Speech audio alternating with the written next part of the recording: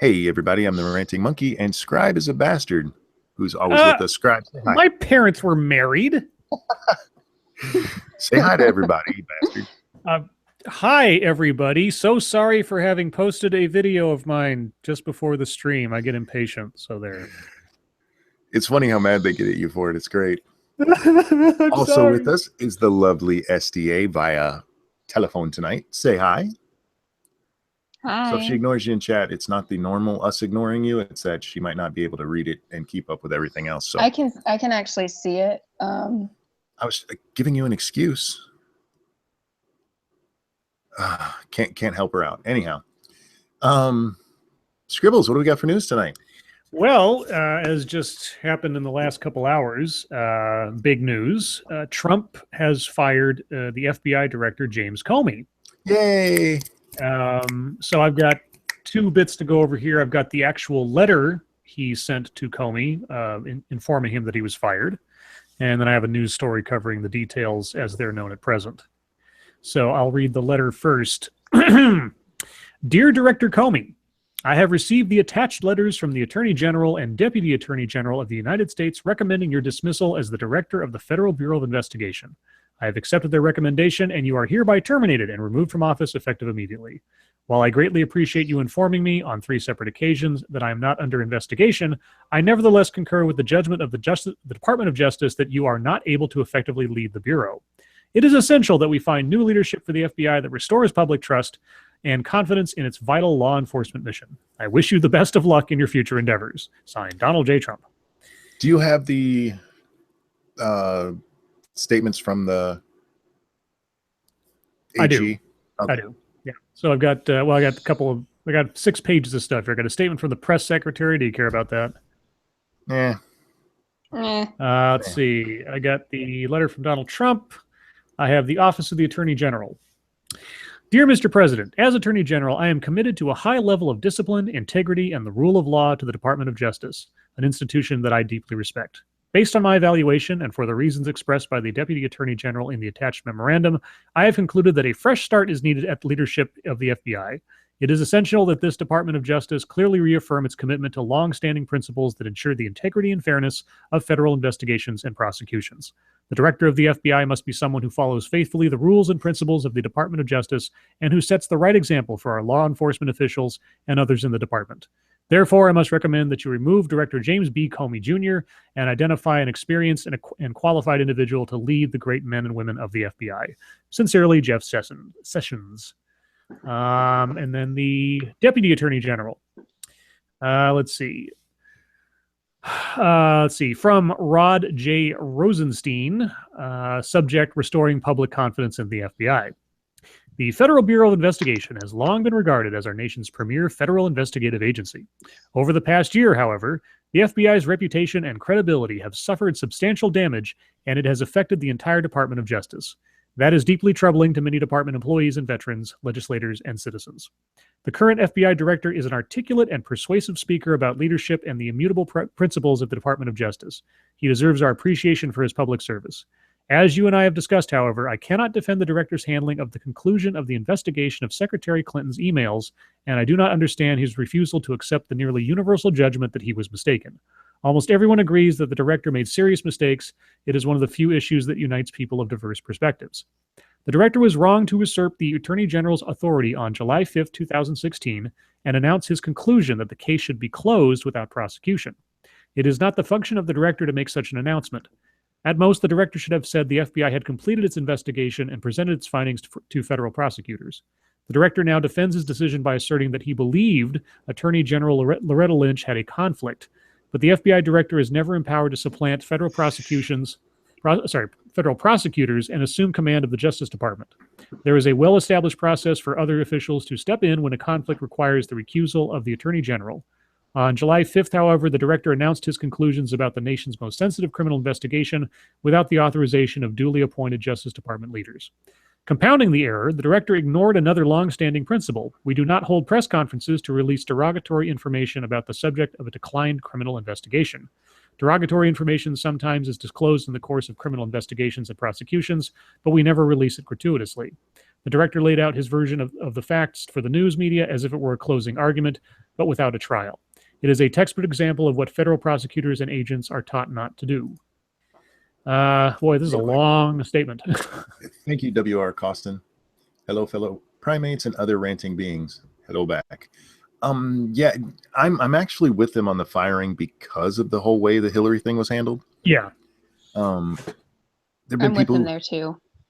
There've been people complaining that it doesn't look good. The timing looks bad because they're investigating Russia, and you don't keep somebody. It is odd timing. He should have been. Sorry. It is odd timing that it happens now. I mean, we're now almost 5 months into the presidency, and this isn't new news. Comey did this months and months and months ago. Why wasn't he fired in the first 2 weeks? That's a great question. I don't understand why he wasn't either. I think, for me, I believe the timing comes from Clapper's statement yesterday. With Clapper's statement that that he still isn't aware of any evidence linking Trump's campaign to illegal stuff with Russia. Mm-hmm. It doesn't necessarily exonerate Trump, but that's a good time to do it because, once again, nothing new is coming out of the investigation. All information we have is that there was no collusion. The best we have is that Flynn did some stupid shit. But that's why I think the timing is when it was. I don't know why they didn't just do it sooner, because in my book, he should have been fired on day one. But that's the best I got. Somebody real quick asked about Grand Monkey. Grand Monkey is doing much better. She's still having trouble sleeping though, so she's been a little grumpy, and she will not be here tonight. One more thing. Apparently, some people are trying to watch on their phones, and that's not working. I don't know.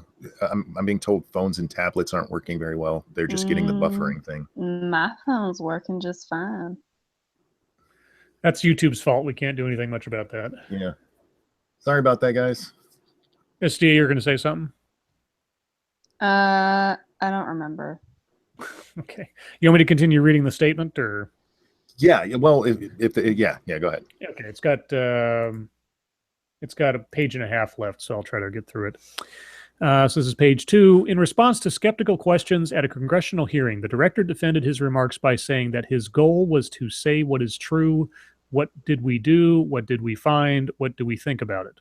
But the goal of a federal criminal investigation is not to announce our thoughts at a press conference. The goal is to determine whether there is sufficient evidence to justify a federal criminal prosecution, then allow a federal prosecutor who exercises authority delegated by the Attorney General to make a prosecutorial decision, and then, if prosecution is warranted, let the judge and jury determine the facts. We sometimes release information about closed investigations in appropriate ways, but the FBI does not do it sua sponte. I presume that's like Latin for spontaneously. That makes sense. Somebody's being fancy. Concerning his letter to the Congress on October 28th, 2016, the director cast his decision as a choice between whether he would, quote, speak about the FBI's decision to investigate the newly discovered email messages or, quote, conceal it. Conceal is a loaded term that misstates the issue. When federal agents and prosecutors quietly open a criminal investigation, we are not concealing anything. We are simply following the longstanding policy that we refrain from publicizing non-public information. In that context, silence is not concealment.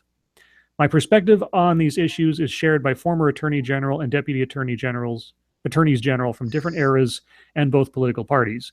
Judge Lawrence Silberman, who served as Deputy Attorney General under President Ford, wrote that, quote, it is not the Bureau's responsibility to opine on whether a matter should be prosecuted, unquote. Silberman believes that the director's, quote, performance was so inappropriate for an FBI director that he doubts the Bureau will ever completely recover. Jamie Gorelick, Deputy Attorney General under President Clinton, joined with Larry Thompson, Deputy Attorney General under President George W. Bush, to opine that the director had, quote, chosen personally to restrike the balance between transparency and fairness, departing from the department's traditions, unquote. They concluded that the director violated his obligation to, quote, preserve, protect, and defend, unquote, the traditions of the department and the FBI. Former Attorney General Michael Mukasey, who served under President George W. Bush, observed that the director, quote, stepped way outside his job in disclosing the recommendation in that fashion, unquote, because the FBI director, quote, doesn't make that decision, unquote. Alberto Gonzalez, who also served as Attorney General and who was an awful fucking Attorney General, I will say. That's just Scribe talking. President George W. Bush called the decision, quote, an error in judgment. Eric Holder, who served as Deputy Attorney General under President Clinton and Attorney General under President Obama, said that the director's decision, quote, was incorrect. It violated long-standing Justice Department policies and traditions, and it ran counter to guidance that I put in place 4 years ago, laying out the proper way to conduct investigations during an election season. Holder concluded, okay, a news alert just came up on my screen. Prosecutors issued grand jury subpoena to associates of former National Security Advisor Flynn. Oh, man. Should have expected that. Okay. Now, moving on. We'll Real quick, cover that. thank you, Deborah O'Connor. Did Deborah have anything to say? Nope. Oh, okay. We'll move on to that one in a minute. And thank you so much. Holder concluded that the director broke with these fundamental principles and negatively affected public trust in both the Justice Department and the FBI. We're almost done. Former Deputy Attorneys General Gorlick and Thompson described the unusual events as real-time, raw-take transparency taken to its illogical limit, a kind of reality TV of federal criminal investigation that is antithetical to the interests of justice. Donald Ayer, who served as Deputy Attorney General under President George H.W. Bush, along with other former Justice Department officials, was astonished and perplexed by the decision to break with long-standing practices followed by officials of both parties during past elections. Ayer's letter noted that perhaps most troubling is the precedent set by this departure from the department's widely respected nonpartisan traditions. We should reject the departure and return to the traditions. Although the president has the power to remove an FBI director, the decision should not be taken lightly. I agree with nearly unanimous opinions of former department officials. The way the director handled the conclusion of the email investigation was wrong. As a result, the FBI is unlikely to regain public and congressional trust until it has a director who understands the gravity of the mistakes and pledges never to repeat them. Having refused to admit his errors, the director cannot be expected to implement the necessary corrective actions. The end. Yeah, and pretty much everybody's in agreement. He made a huge mistake doing that shit. And the timing is confusing as hell. Again, with the time, I think it's got to be related to the statement yesterday from Clapper before the Senate committee. Yeah. And I think that's probably why Trump made such a big deal about it yesterday. But here's the thing: isn't that hypocritical? Because Clapper's saying, well, if the excuse for firing Comey is that he made a public announcement of a conclusion of investigation and therefore he was acting outside of the policies and practices, and then Clapper says that at a congressional hearing, Clapper's not in charge of the investigations. His declaration isn't a conclusion. Well, there's a difference in the way it was done because Comey actually called a press conference and did it. This was Clapper yesterday actually testifying. He was asked questions about it. It wasn't him giving a statement saying, "Hey, we didn't find nothing." Well, yeah, but if that was the excuse for then closing up Comey's job, that seems a little. Well, I don't think anybody would have had a problem if Comey was up there and he had answered questions to that effect. But again, he held a news conference to come out and say that. Mm-hmm. So, I mean, that's a little bit different. That's basically the top law enforcement agent in the country coming out mm-hmm. and making, as they said, making the prosecutorial, you know what I'm saying? The decision on whether or not to prosecute. Yes, exactly. Which is not his fucking job. It's just it's not. True. Yeah. And like I say, if he had been before Congress and somebody asked him, "Hey, what's going on with the Clinton thing?" He said, "You know what? We didn't find anything, so we're closing down the investigation." Mm-hmm. That would be one thing. But he actually came out and said, "You know, she didn't do anything illegal." Right. That is not his call. It's true. I'll be curious to know in the coming days if we find out anything unofficial or otherwise. What if it was Clapper's testimony? Is that what they were just so like they were waiting to pull the trigger on Comey this entire time up until they had a good public relations point at which to say firing him is not outwardly impeding the investigation into Russia? Yeah, that's what I think. Let me see, because the question he was asked, the timing is still a little curious because he made the same statement basically saying that he had no evidence back in March. Right. So I don't know if there was something going on in March that kept them from pulling the trigger then. Mm-hmm. But I can definitely see them at least this point. We're 2 months after the last time he testified. They still haven't found any evidence that he's aware of. Mm-hmm. And I mean, this doesn't mean that the investigation goes away either. No. Which is what I saw some people talking about getting ready for war over this. I'm like, are you out of your fucking mind? Yeah, give me a break. He was a bad director. He deserved to be fired. Okay, the timing might be a little suspicious, but there has been plenty of investigation on the whole Russia thing, and nothing has come up of it yet. Again, doesn't mean that this is over. Yeah. But you don't keep somebody on just because they're investigating. Yeah.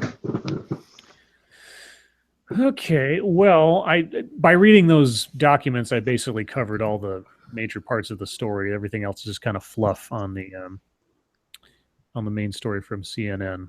Yeah, that's why I was hoping you'd read the actual statements so that people can hear what was actually said rather than when it comes time to give opinion, that's for us to do, damn it.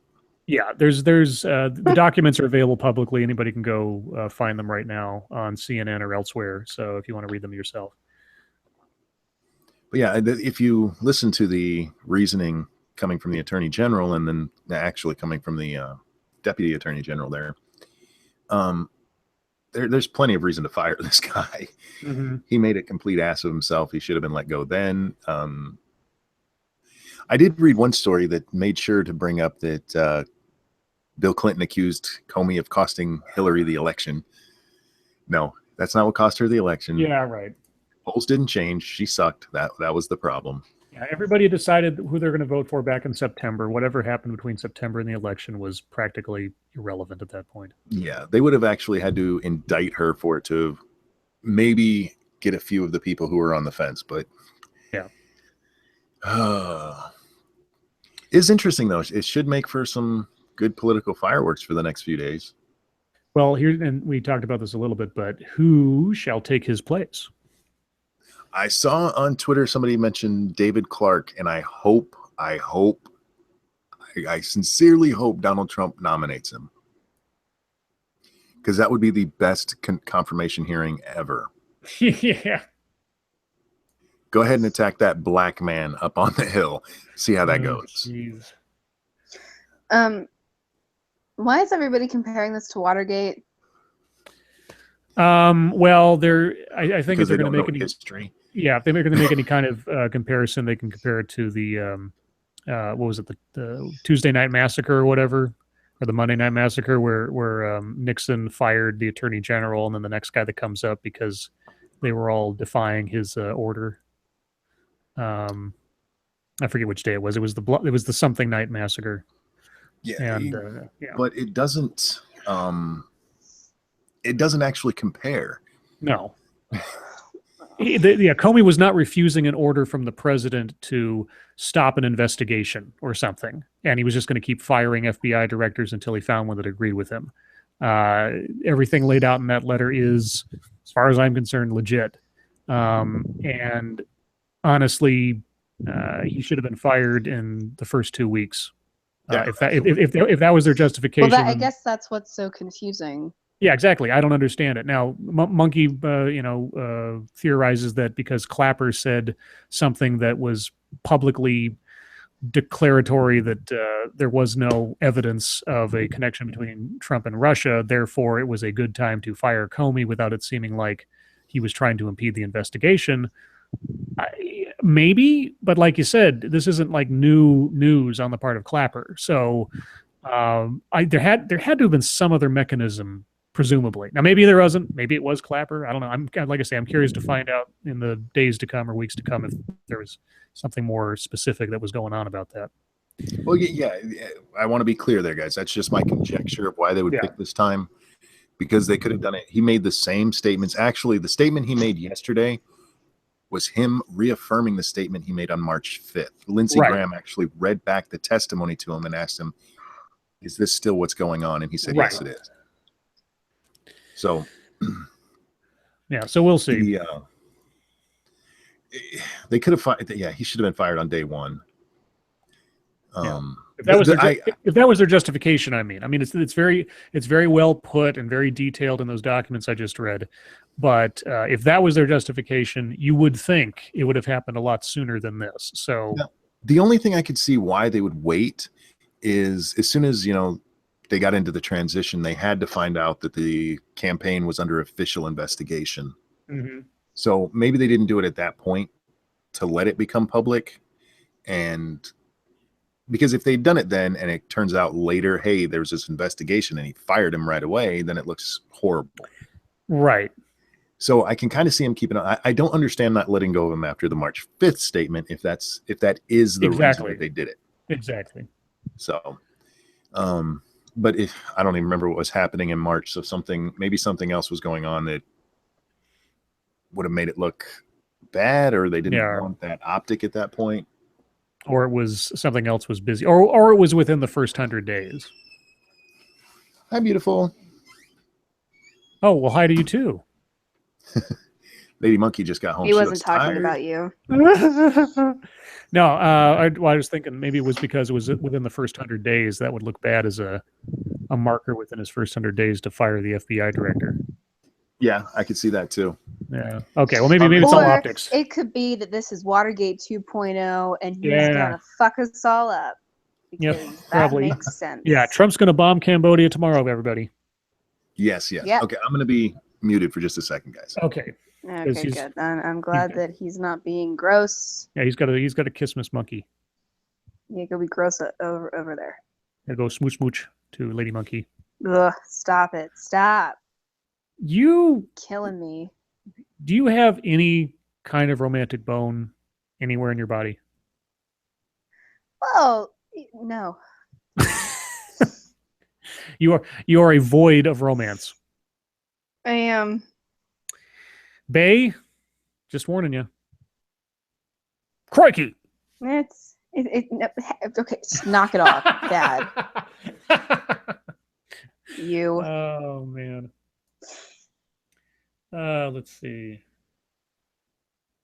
I've already got people posting on the new video trying to be first. Dean the Champ tried, but he was beaten by Elias Fire. Just probably by just a few seconds or something. So Dean the Champ has won the first prize on several occasions in commenting on my videos, but I think this time he missed out again by just a smidge. But we'll see. I like my first people. Yeah, it's always fun. Because it's usually about the same people. Mm-hmm. Yeah, the ones paying the most attention. Mrs. Monkey wants me to tell you, and this is a quote, "Hi, bitches." is she referring to the chat or can to you us say or to it everyone? with her? Wait. Can you say it with her like adorable Canadian accent? Oh, God. I can't. Maybe when she comes back downstairs, she'll do it for you. Okay. I think she was talking to all of you. Chat. Oh, well, good. We's all bitches. All bitches. Someone said an SDA wonders why she's single. No, she doesn't. She knows why she's single. Let's see. Out there enough to handle her. Yeah, pretty much. That's why no, maybe you should should join a couple. Oh, Have you thought about that? Oh. Find a nice gay couple to join. No. I think it would take more than one man to handle you. And you'd be the center of attention. No doubt. Yeah, they'd be like No, playing dress. I wouldn't be. They'd be playing dress up with you all the time and like. They shopping wouldn't. with you. Trust me. Hey guys, I just realized there's a $sign on the bottom left of my chat box. If you give Monkey money, god damn it. Baby Monkey needs a new car. You can donate that. You can donate to the Ranting Monkey and help me eat. Help me eat. Help me eat. Yes. That's my new line. Help me eat. Keep Monkey fed. What else do we have? Oh, the Lucky Pop-Tart. If you're watching on Android devices, go check and make sure you don't need to update your YouTube app. Just go buy an iPhone. What's wrong with you people? You deserve it. Go buy an iPhone. You can have technology that was relevant in 2015. That's awesome for you. Thank you, Peter. Yes, Monkey Dick. Monkey Dick is always great. Help you eat pussy. Go fuck yourself. I know I shouldn't tell that story. That was awesome. Perfect. Oh, that was beautiful. Okay. I deserve that. Oh, why didn't I think of that? Good job. I'm glad we all three have a really terrible story that the whole world knows about. Indeed. Yeah, pretty much. Do we have more news besides? We do. What else we got? Bae just wants you to know that your butt is not safe, monkey. And she's right. I agree with her. Uh-oh. We don't touch the monkey butt. I thought we had established this already. Yeah, unless there's a $200 donation. Yeah, well, Lady Monkey likes us, so. No, she called us bitches. That can be a term of endearment. I know. Terms of endearment. No, it's a girl thing. Uh-oh. Okay. What else we got? So we got in overshadowing this was the Comey thing, but latest on Afghanistan options expected to hit Trump's desk this week. I heard this on the radio this morning, how there is some rumor that a surge into Afghanistan might be oncoming to deal with the Taliban again. But let me read the story. Yeah, there's something else. Remind me, I had a story I want to talk about there too. Okay. The final proposals for a planned troop increase in Afghanistan are expected to cross President Donald Trump's desk this week. U.S. officials say the likely range for the U.S. troop increase in Afghanistan is between 3,000 and 5,000 troops, but could be as low as 1,500. The increase would be to accelerate training missions for Afghan forces and well as. Are you reading CNN again? Yep. And well as to Do fight they have the Taliban. an editor position open? Don't know, but CNN, if you're listening, whatever you're paying your current editor for this stuff, it's too much. Whatever it is, it's too much. Okay, the Afghan Ministry of Defense told CNN that it would support an increase in American troops. Trump has already given authority to set official troop levels in the fight against ISIS in Iraq and Syria to Secretary of Defense James Mattis.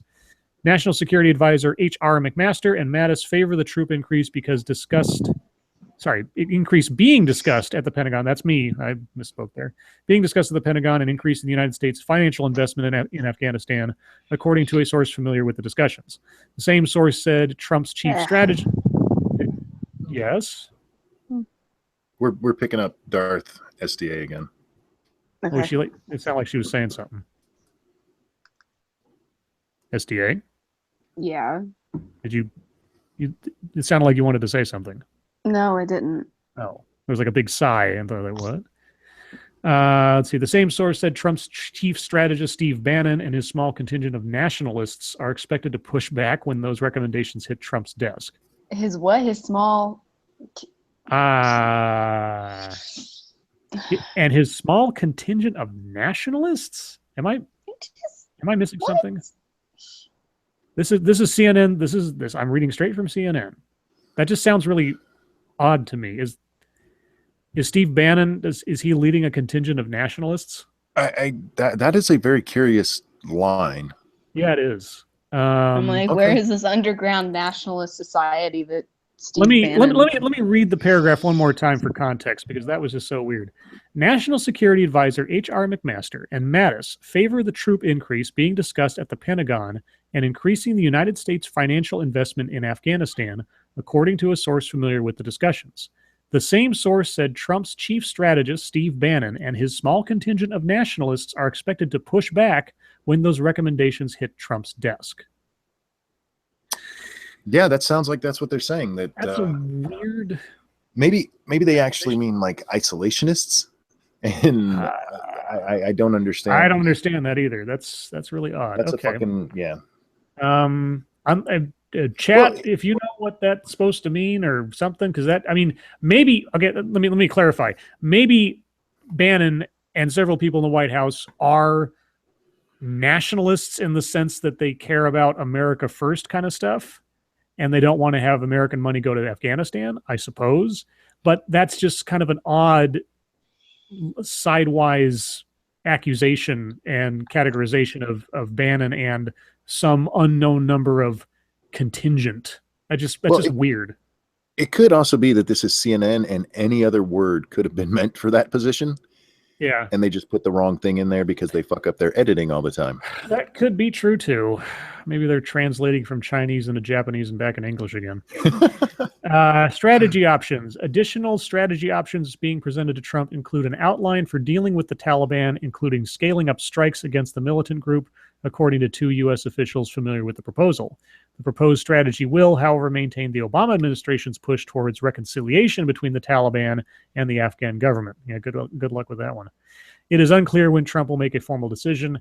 Afghan Ministry of Defense spokesman General Daulat Waziri told CNN that a troop increase would benefit Afghanistan and the international community. Quote, fights in Afghanistan are not domestic. It is international terrorism operating in Afghanistan, Waziri said. Quote, the U.S. must finish terrorism in Afghanistan, by assessing, advising, and training Afghan security forces and make them strong to counter terrorism. And wasn't that what we've been doing for like the last 20 years? Yeah. Am I off? Or well, yeah, 10, 15 years. Yeah, more or less. They wanted to know if you'd say hi, bitches, in your voice because I can't do a good impersonation. Well, let's hear your impersonation. I can't even try to impersonate you. Can you tell her that she needs to smack the monkey Hi, butt? bitches. That's my impersonation. Hi, No, it bitches. wasn't even close. That Scribe just did it too. Hi, bitches. There you go. There's the Canadian saying hi, bitches. to you. Monkey, I'm not monkey, Canadian. you have to tell her I have to. that Oh, she needs to smack the monkey butt. SDA says you have to smack the From monkey butt SDA, because right. I was making fun Yeah, of iPhones. he deserves it. Oh, I will slap him for that. Yeah. See, told you she'd be on our side. Yeah, we'll see how that works out for her. I'm crippled. I can take her. No, no, he can't. Not even on a good day. Hello, my chat peeps. Poor Mrs. Monkey with all the driving she's having to do this week. She's like out of the house 14 hours a day. So she hasn't been joining us for chat. She'll be back again. You had a story you wanted to talk about? Well, before we do, I actually want to comment on what you were talking about there. Mrs. Monkey just interrupted me. She brings that ass in front of me, and I can't help but look. Hello. I ain't kidding y'all. I'd bang her right now if I could. Live on stream. Whoa, you get some money for that. Yeah. No, that's never gonna happen. If I get 5 $200 donations, I will bang Mrs. Monkey on stream. Just tell people no, that's a lie. You heard it here first, folks. She's And saying he's it's a on- lie. He's honor bound to do it now because once he Right. said that, and yeah, that really happens. Fuck, what the hell was the story? Oh, Afghanistan Afghanistan plans. You know, we really should have taken a clue from the Russians on this. Russia tried the whole Afghanistan thing long before we thought of it. And it was very much like Napoleon going into Russia. Hitler didn't pay attention to that, and it turned out bad for him. And we didn't pay attention to the Russians going in Afghanistan, and it's not going well for us. Yep. It is not a country you can just take over. It's a bunch of nomads and separatist little groups, and trying to unify everything. It's not going to happen. Nope. It's made for terrorism. I don't mean to say that in a bad way, but it's like the perfect breeding ground for it because everybody can have their little clique and build up a shithole. I'm not saying we definitely need to like pull out completely, but more war is not gonna help anything. No. The only way we do is we turn it into a whole fucking sheet of glass. Well, it is the definition of quagmire. Yeah. Yeah, it's just you're not. The Russians couldn't do it. You've got a country full of. It is a country that is in a lot of ways still stuck in the Stone Age, both in the Thank you. culture. Something. Thank you, Miss Misogyny? Ogeny. Misogyny. Ha ha ha ha ha. Oh, I get it. Nice. ha. To Lady Monkey. Yeah. You just got a tip. Aw, oh, that's so sweet. I'll give her the tip later. Put right into her G-string. Haha. What the? That ha ha sounded like a dying duck. It did, yeah. Ha. But yeah, Afghanistan's just a shithole. You're right. Quagmire is the proper. Yeah, I mean, how much term money for have we that one. thrown at that country over the last 15 years? The billions and billions to try to train troops or advise or take out, blow up this mountaintop or whatever else. And here we are 14, 15 years later, and the Taliban are still a problem. The country isn't unified, quote unquote. It's never been, it never will be. I'm not even sure what good staying there does anybody at this stage of the game. No. I hate to be the kind of person who says this because in most cases I don't agree with it, but it's just going to breed more hatred towards us later down the line. It's shit we're going to have to deal with later. Yep. Speaking of which, yes, my story. Your story. Donald Trump has agreed to arm the Kurds in Syria. Oh shit! I hadn't heard that Yes. one. That's a This good guy, job. yeah, got kind of overshadowed by firing Comey. Maybe that's why he did it today. Yeah. President Trump has approved a plan to arm Syrian Kurds so they can participate in the battle to retake Raqqa from the Islamic State, a strategy that has long drawn deep opposition from Turkey, a NATO ally. Yeah, Turkey is not real fond of arming Kurds. Why are we allied with Turkey? Because it's a very strategic place for us in the Cold War. That's Yep. true. It really was a strategic base in the Cold War. It's where we had our nukes during the missile crisis that we agreed to pull out. Yep. American military So commanders have why are long we- argued. Oh, Was that? Go ahead. So why are we Well, what? Shut up. No, No, you're it's fine. What were you fine. asking? I'm gonna start reading again. So ask your question. Why are we still like buddies with them if we don't need them anymore? Because they I guess haven't done because it. like at some point we might.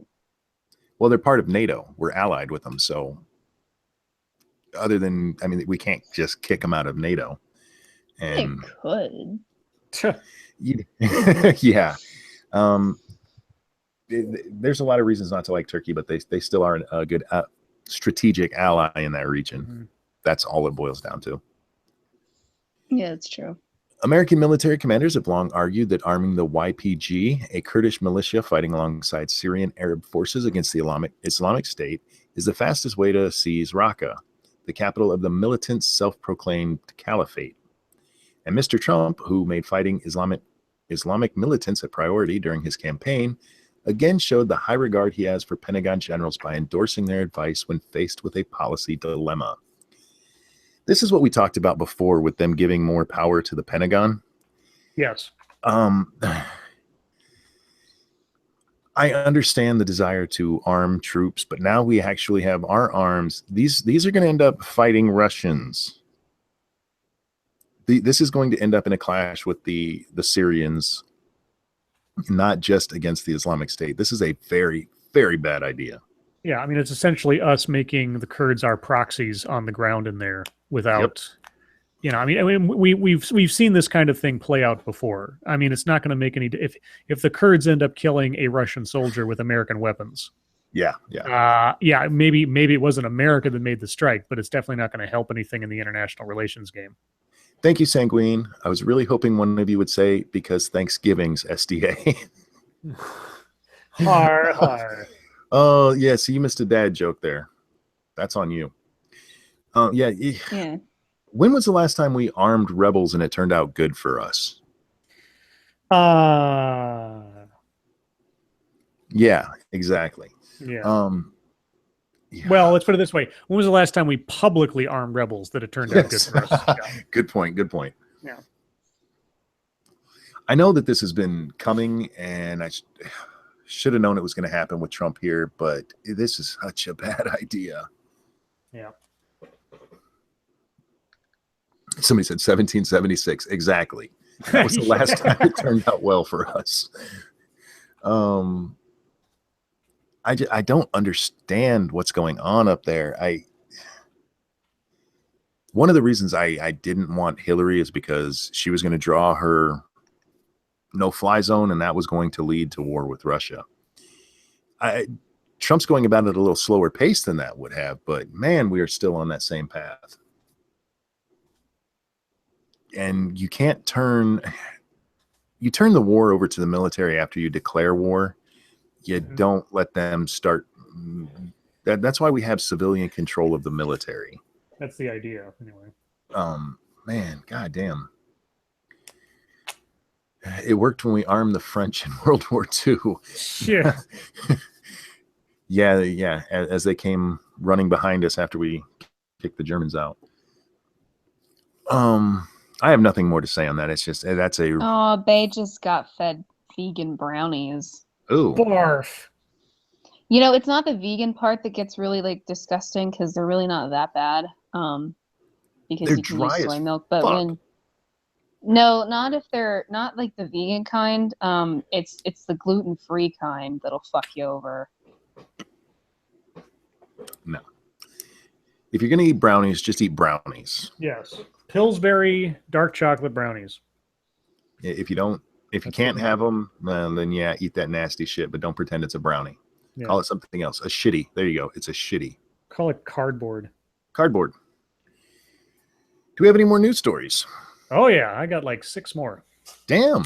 Hey guys, Yeah, we're no, I actually found gonna it have a real interesting. stream tonight. I know, right? Nice. Let's see.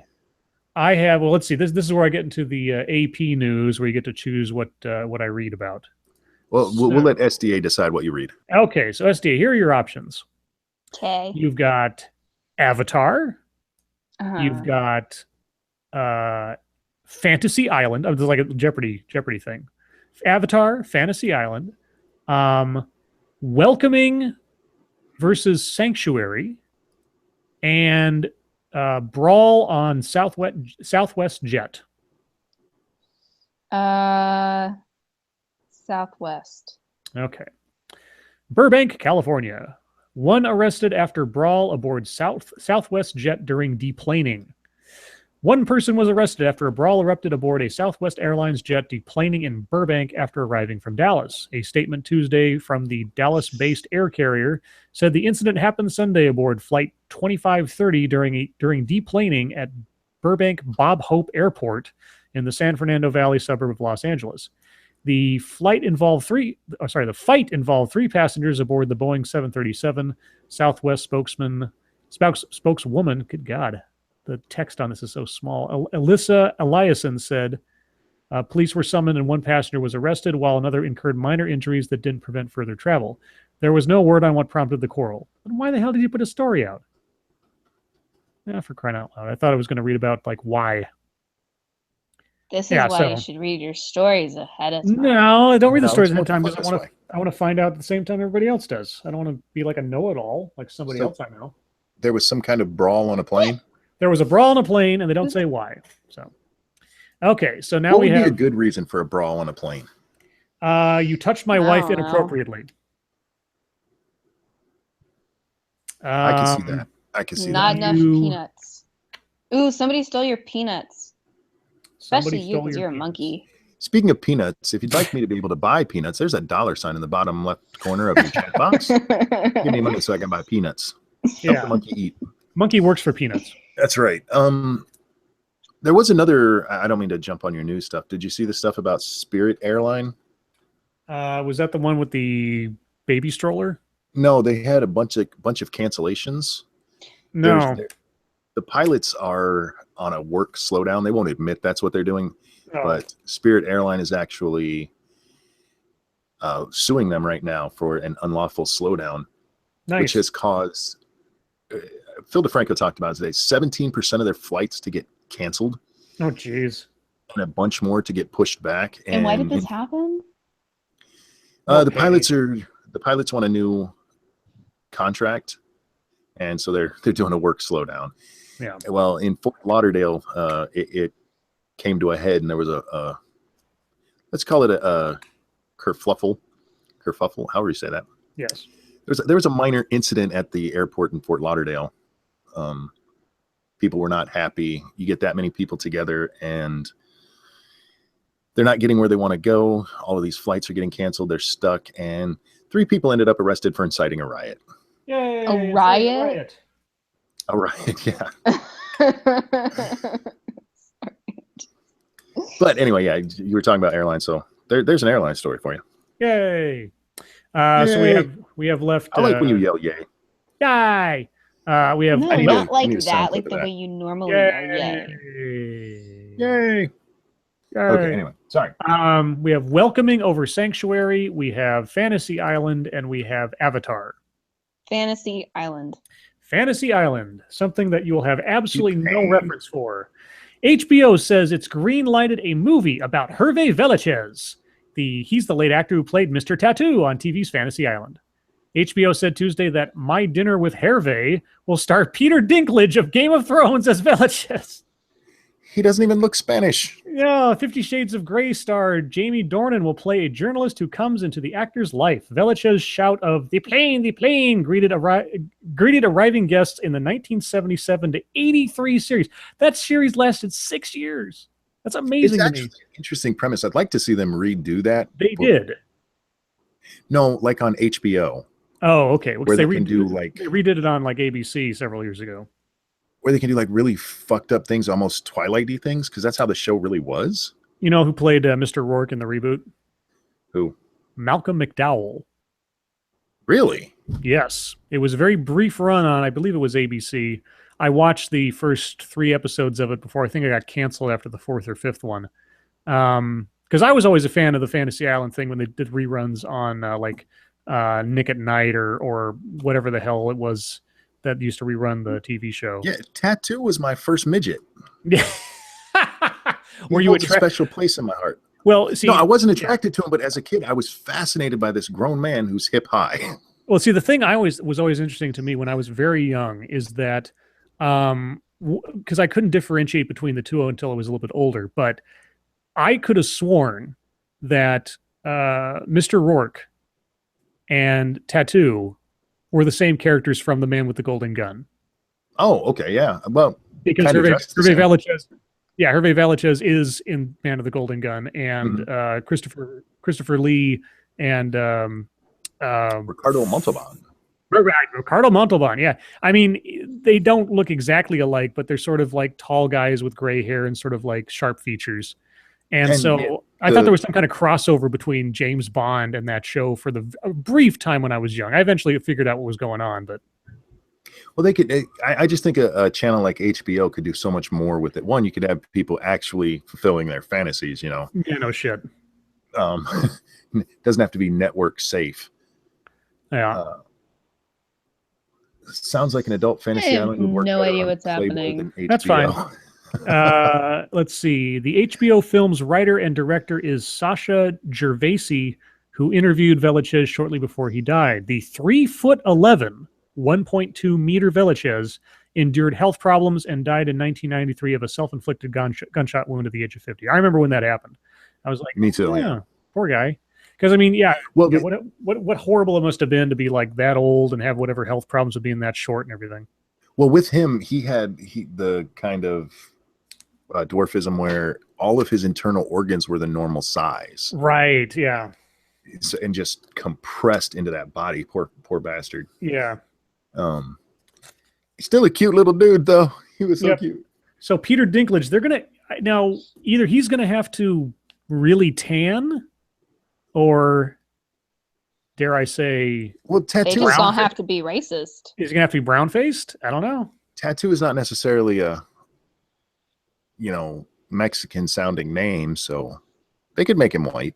Tattoo? No. This isn't. No, this isn't a reboot of the TV show. This is a biopic. Oh, right. Yeah, you're right. Yeah, this is a biopic. So I'm like, so either they're gonna have to he's gonna have to really tan and put a black wig on his head, obviously. You know what? Or outside of wrestling, I've never seen a Mexican midget. I wonder if that's the problem. They had to go with what they had.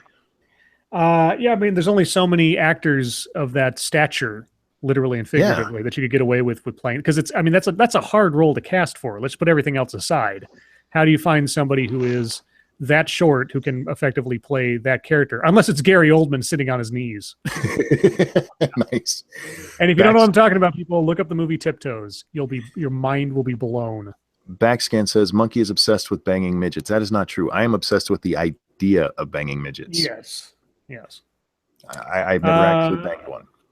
Okay, so Welcoming versus Sanctuary or Avatar? Welcoming versus Sanctuary. Okay, Boise, Idaho. A rural Idaho town that's become a hotbed of refugee support and opposition has opted to take a softer stance in affirming its role as a welcoming city rather than adopt policies defying U.S. immigration officials. The 7-member Twin Falls City Council approved on Monday a declaration of a, quote, neighborly community, unquote, after spending weeks listening to mixed public testimony. 2 councilors voted against the measure. The decision comes at a time when the agricultural dominant region has become a microcosm of the national debate over refugee resettlement, with far-right bloggers and conspiracy theorists focused on the town to blast warnings. Good God, run-on sentences drive me nuts too. Conspiracy theorists focused on the town to blast warnings about often unfounded risks of immigration. Meanwhile, advocates have been forced to step up their defense that the immigrants and refugees bring valuable benefits to a community. The council's resolution is similar to multiple cities across the United States, also outlining their already existing commitment to ensuring residents feel welcome and safe, while stopping short of declaring themselves a sanctuary. So it's all semantics, basically. Well, they're trying to make sure they don't get federal funding cut. Right. So they are a welcoming city, not a sanctuary city. I'm all for being welcoming to, immigrants. People who come here legally, we should welcome them with open arms, help them in any way we can to assimilate into our society. Yep. You're here illegally, you don't deserve a welcome. You deserve a kick in the ass back to where you came from. Oh, whoops. A little bit of a rant there. Oh, my God. Okay. And lastly, we've got Avatar. So, you may not have thought much about the 2009 movie Avatar over the last 8 years, but Disney sure has. The Magic Kingdom is wagering a reported $500 million that you and zillions of other people will line up for new theme park attractions based on the movie's bioluminescent world of Pandora. You're right. This is not something I have thought of, nor would have any interest in going to. The Star Wars world? Oh, I'm definitely going to that. I want to go to the Star Wars world, but Avatar, they're making a Star Wars world? They've already they're building it right now, and it's practically already done. Yeah. And it's going to be interactive. I mean, why wouldn't you do that? Yeah, it's going to be some kind of like role-playing game where you show up and Oh, right. We talked about this. That sounds like fun. Yeah, I totally want to do that. Let's see. It's a major gamble, even by Disney standards. While the movie smashed box office records thanks to its dazzling 3D effects and higher 3D ticket prices, it also left little but a fading echo in pop culture consciousness. There are no Avatar sequels, at least not yet, and no spin-offs. Memorable characters and catchphrases are also in short supply. Quote, I've never seen anybody ever walking down the street wearing an Avatar T-shirt, said Martin Lewison, a theme park expert and business management professor at Farmingdale State College in New York. There's no real emotional connection with Avatar among the public, despite the movie being so popular. He's absolutely right, but they're planning on like 3 or 4 sequels or 6 or something. To me, it's very much like The Matrix. Everybody loved that first Matrix movie, but the story of it wasn't really that good. No. It was the graphics, the stuff you saw in the cinematography. It was very pretty and new. Yeah, bullet time was a new thing then. Yeah. Avatar was just a beautiful movie. It wasn't a good movie. Right. And I think the idea that they're making like 4 or 5 more sequels or they have it planned out, it sounds a lot more like this is James Cameron's ego. This isn't people actually wanting this stuff or having been clamoring for it for like the last 10 years. Mm-hmm. So anyway, that's let's see. Let's move on. Oh. There is also the studio side of it because the movie did make a shit ton of money. It's true. But like whoever wrote that article said, I don't know anybody emotionally attached to that story. Yeah. There's no fandom that you see all over the place. There's no Comic-Cons for it. It's just a movie that was. Yeah. It was just the entire draw to it was like, ooh, pretty. Yeah. And there's not even a cult following to it. It's not like people do like midnight screenings of it, hoping and waiting for the next one or something like that. Like Dread, the Dread movie has more of a cult following than I think Avatar does. Yeah. For a sequel. I mean, more people are clamoring for a Dread sequel than I think I've heard anybody talk about an Avatar sequel. Yeah. But maybe Disney will make it fun somehow. Who knows? Who knows? But that's basically all there is to the story. They got a bunch of other stuff talking about the amount of money it made. Disney didn't do the first one, did they? They own the rights to it. Yeah. Oh, they do? Well, hold on. Let me double check. That's what the story said. Well, I don't know if they said they own or made the movie, but they're gonna. I can't imagine. Are they them buying the incorporating it. rights to it? Hold on. Is that what they're doing, or did they Hold actually make the on. movie? That's Hold what I'm on. Hold asking. on. Hold on. I'm just trying to Hold clarify on. for Hold on. Monkey. Hold In on. fairness to hold her, she did wait till you were done with the story before she asked. I know. Let's see. Yeah. I love you too. Y'all are awesome. Well, let's see. Why would we do? What happened? Your interactions just make me laugh. Keep going. I'm just laughing at you. Let's see. The production company was Lightstorm Entertainment, which is James Cameron's production company. Dune Entertainment. Is Dune owned by? God. Corporate structure. Yay! Well, it is a question as to all these interlocking. We need a flow chart. Yeah, pretty much. Yeah, Right. that's weird. It was distributed by 20th Century Fox, so. Well, that's why I was asking, because I didn't think it was Disney that had distributed it or that had the rights to it, so that's why I was a little confused. Let me see. Disney's counting what? Emperor Vulcan. What doesn't Disney own? Good point. Speaking of not owning things, I could own more things if you click that little $sign in the bottom left corner of your chat. Give Monkey money so that Monkey Mouse can exploit him for it. And she does. First thing she said when she woke up this morning, I go shopping? Like, no. And then she goes, I go Walmart? They We were learn driving home the young. other day. We were driving home the other day from Walmart, and out of the blue, she's sitting in the back of the van. She goes, I love Walmart. I'm like, well, what about Grandpa? Don't you love Grandpa? Oh, okay. Here we go. Disney licensed the park rights in 2011 when a sequel didn't seem that far off. Okay. Oh, gotcha. So Disney bought the rights to making a theme park, even though the actual property is mostly owned by Cameron and Dune Entertainment, and then 20th Century Fox is the distributor. Boy, these corporate agreements are so convoluted. Like I said, corporate structure. Yay! Wow. Yay. Apple. Monkey we want to is talk about 42. Yes, now he's 42. Yes, Monkey is 42. Do we want to talk about videos? Because SDA put out one today that was pretty good. Before we get to videos, I was watching Jeff Holiday's stream. I just had to tell you this because I thought you would appreciate it. He does his monthly unboxing because he has a P.O. box where people send him stuff. Somebody sent him a Fantastic Four number 50. Ooh, like an original? An original with a 7.5 rating. Jesus Christ. Somebody likes him. No shit. I was thinking that I need to get myself a fucking P.O. box. I want the original appearance of the Punisher from Spider-Man. It's a little bit more. Oh, yeah. Spider-Man 181. Oh, yeah. I think I'm prettier. But no, I thought you of all people would appreciate that. And it's just a small little chunk. So I wanted to throw that. How much is that worth? What people were saying in chat about 350.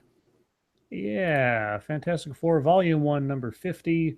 Yeah, that's the startling saga of the Silver Surfer. Yes. Wow. That is only $350. Wow. That's Fantastic Four. And yeah, still, Silver Surfer is not exactly a small potatoes in the grand scheme of things, but anyway, yeah, that's cool. That's an awesome gift, though. That's amazing. Crazy gift. If I get a P.O. box, people will just send me midget porn. I'm okay with that. This is the internet. I have Twitter. You can send me midget porn. Yeah. Anyhow, yeah, let's talk about videos. I saw SDAs today. That was a really good one. I accidentally made a horrific joke on there. Well, yeah, no, you meant to make a wife beating video and you made a 9/11 joke. Well, I meant to make an SDA beating video. Right. Well, no, an SDA beating joke. Why did I say video and then you said video? I fucked us all up. I'm sorry. Thank you for that. And that's why we're going to beat you. Yay! Scribe beats me. You don't get to beat me. Duffy, the midget porn needs to have female midgets. I don't want to see gay midget porn. the Everybody's other side of that. monkey gay midget Do porn. not. You shithead. Anyhow. Tell us about your video.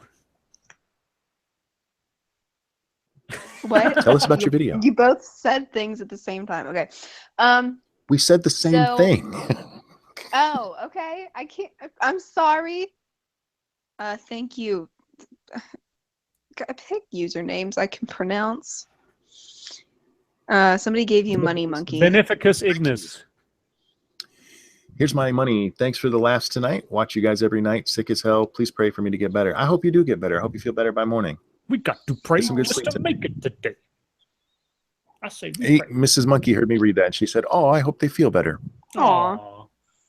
Oh, I do. I hope you feel better. Being sick sucks. So some muzzies down under in Australia, were having a conference or whatever, and they just started talking about wife beating, and essentially their point was like, it's permitted to beat women, and Jesus.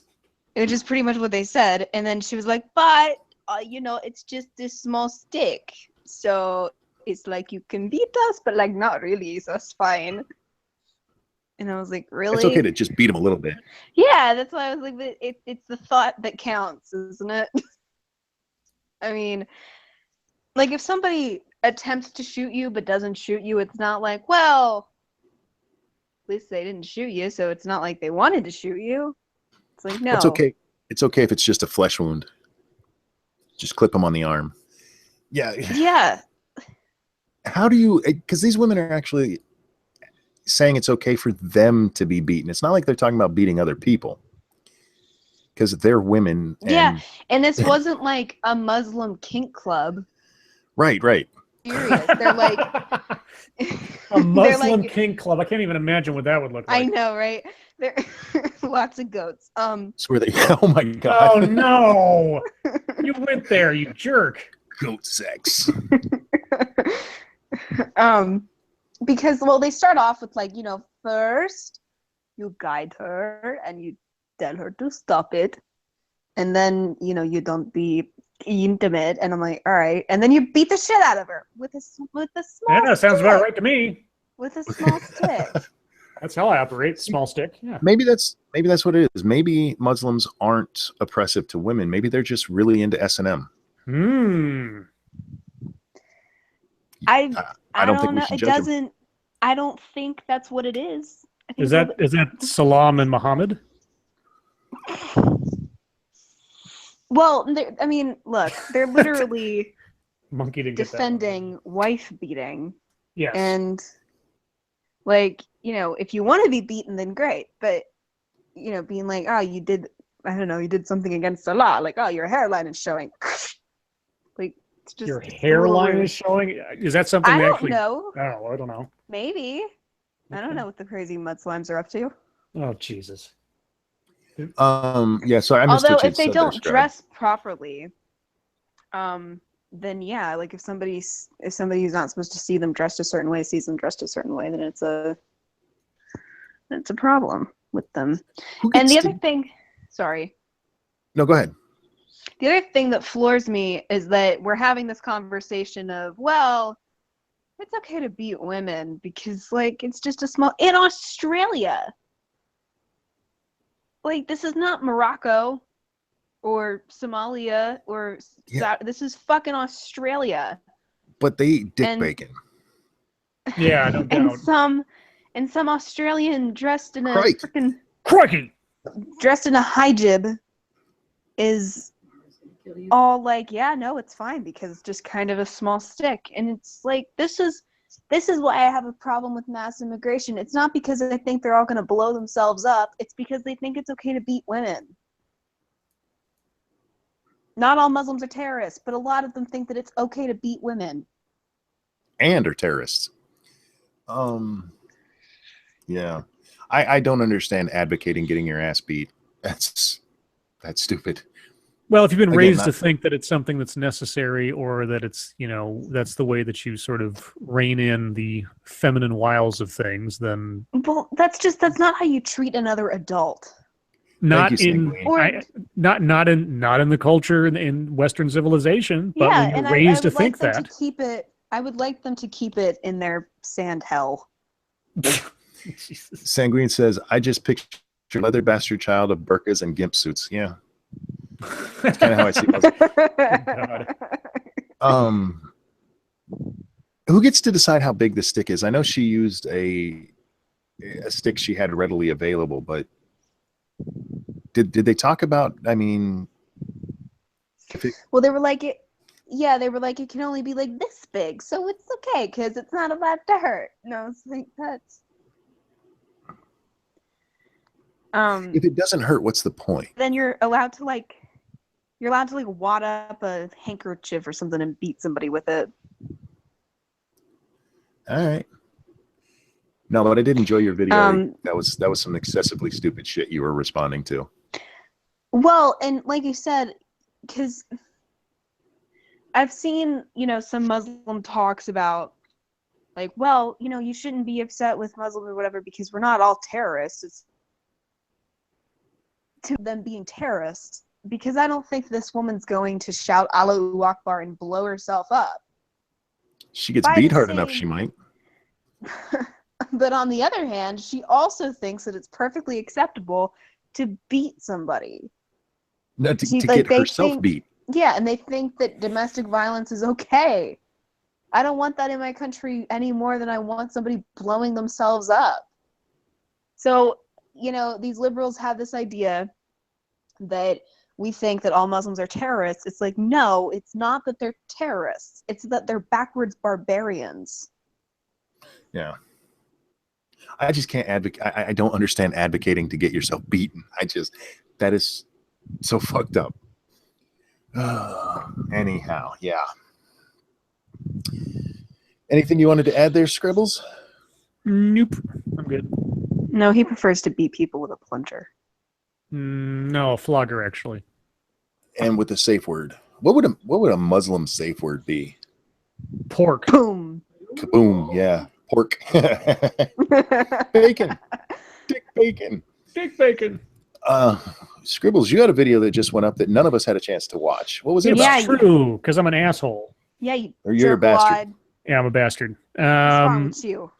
So I had been working on, and one I had intended to put out today, another Dr. Courtney Baker, our blonde counselor on women's empowerment in business and such. But as I was, sorry. But before you go on, I just want to point out, if you guys have watched Scribe's videos on this, and if you haven't yet, you need to go do it after the stream. The way this woman talks, the way she talks like she's addressing retarded children. And this is a psychiatrist, right? Or psychologist? I don't know what she is a doctor of. I know that I looked it up before, but it never came up in her. I usually don't bring up people's credentials unless they make an argument based on that. And she's never made sort of like a psychological argument. She's sort of made these observations about the gender equality in the workplace and that kind of stuff. But let's see, what is she a doctor of? But she's a doctor. Yes, and she is a doctor. If you listen to the way she talks, it is literally, you could imagine little children in helmets drooling on themselves being the one she talks to. So it says that she is We're getting Darth Vader again there. Hello, hello, hello. That was SDA breathing into her mic. Go ahead. Oh, her. I thought you were talking about me like roboting or something. No. Let's see. In 2003, Dr. Baker founded Kids Care Therapy after experiencing the growth and success of a company. So I guess she is a therapist of some. Yeah, Dr. Courtney Baker is a speech therapist. A speech therapist, business owner, entrepreneur, leadership expert, motivational speaker, philanthropist, wife, mother of three, and proud native Texan. So only one of those things is actually, yeah. That actually makes more sense because most speech therapists do deal with children a lot. That is true. So anyway, go ahead. I'm sorry. Yeah, so she's a doctor of. Anyway, I was going to make, and it's in the hopper still. I pretty much been halfway done with it, video on her. But then earlier today at work, when I had, who's talking? Oh, I thought something. Hey, Lady Monkey is watching some video and she's made a sound I never heard before, so I was worried about her. She's good. Go on. Oh, is that the sound she makes when you eat her out? No, that's more screaming. That sounds burned into my memory. Okay. Anyway, so I was halfway done with that video, but then today at work, I was when I'm at work, I kill time by having documentaries play on my little laptop while I'm working.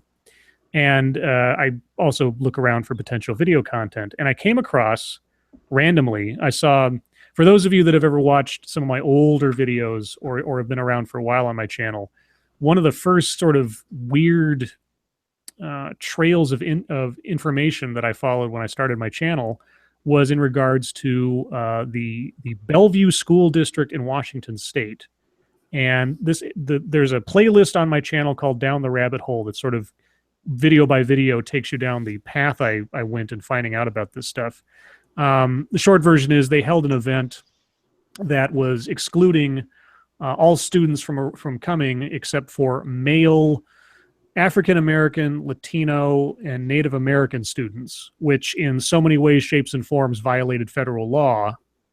And you can go watch my playlist on that to see how that turned out. But anyway, I hadn't given a thought to this school district at all in months, really. And then today I was looking around. I looked up social justice, and there I saw the two words or two phrases passed by: Bellevue teacher and social justice. And I was like, oh, is it Bellevue, Washington again? Because there's more than one Bellevue. But yeah, there was a video talking about how two teachers in the Bellevue School District were finalists in some national award for social justice activism. And I knew I couldn't not look at this. And it turned out that one video was actually a portion. They interviewed two different teachers, but the interviews had been also conducted on other subjects, and so it was split up in 3 videos. So anyway, I won't give away too much about it, but it's the latest in the Curriculum of Fear series that I've created over time. And I got to tell you, just watching it and just the self-pity. I mean, one of the first things that the teacher says when he comes up and talks about the award is something to the effect of, I'm very honored to have been considered for this award, but, there are other voices that deserve this more than a white man. And I'm like, and I said in the video, we're not even 30 seconds in, and already we have the racial self-pity. Of course. And it just goes on from there. And, I'll let people watch the video. Everything I have to say about it's in the video, but I was so taken aback by how fully invested these two teachers were, and knowing that they are teachers, they're actual educators in a public school district, a high school. I came home. I watched the videos at work, and I wrote a script in between the work stuff I was doing. I came home and I immediately recorded it and put it together because I was just so,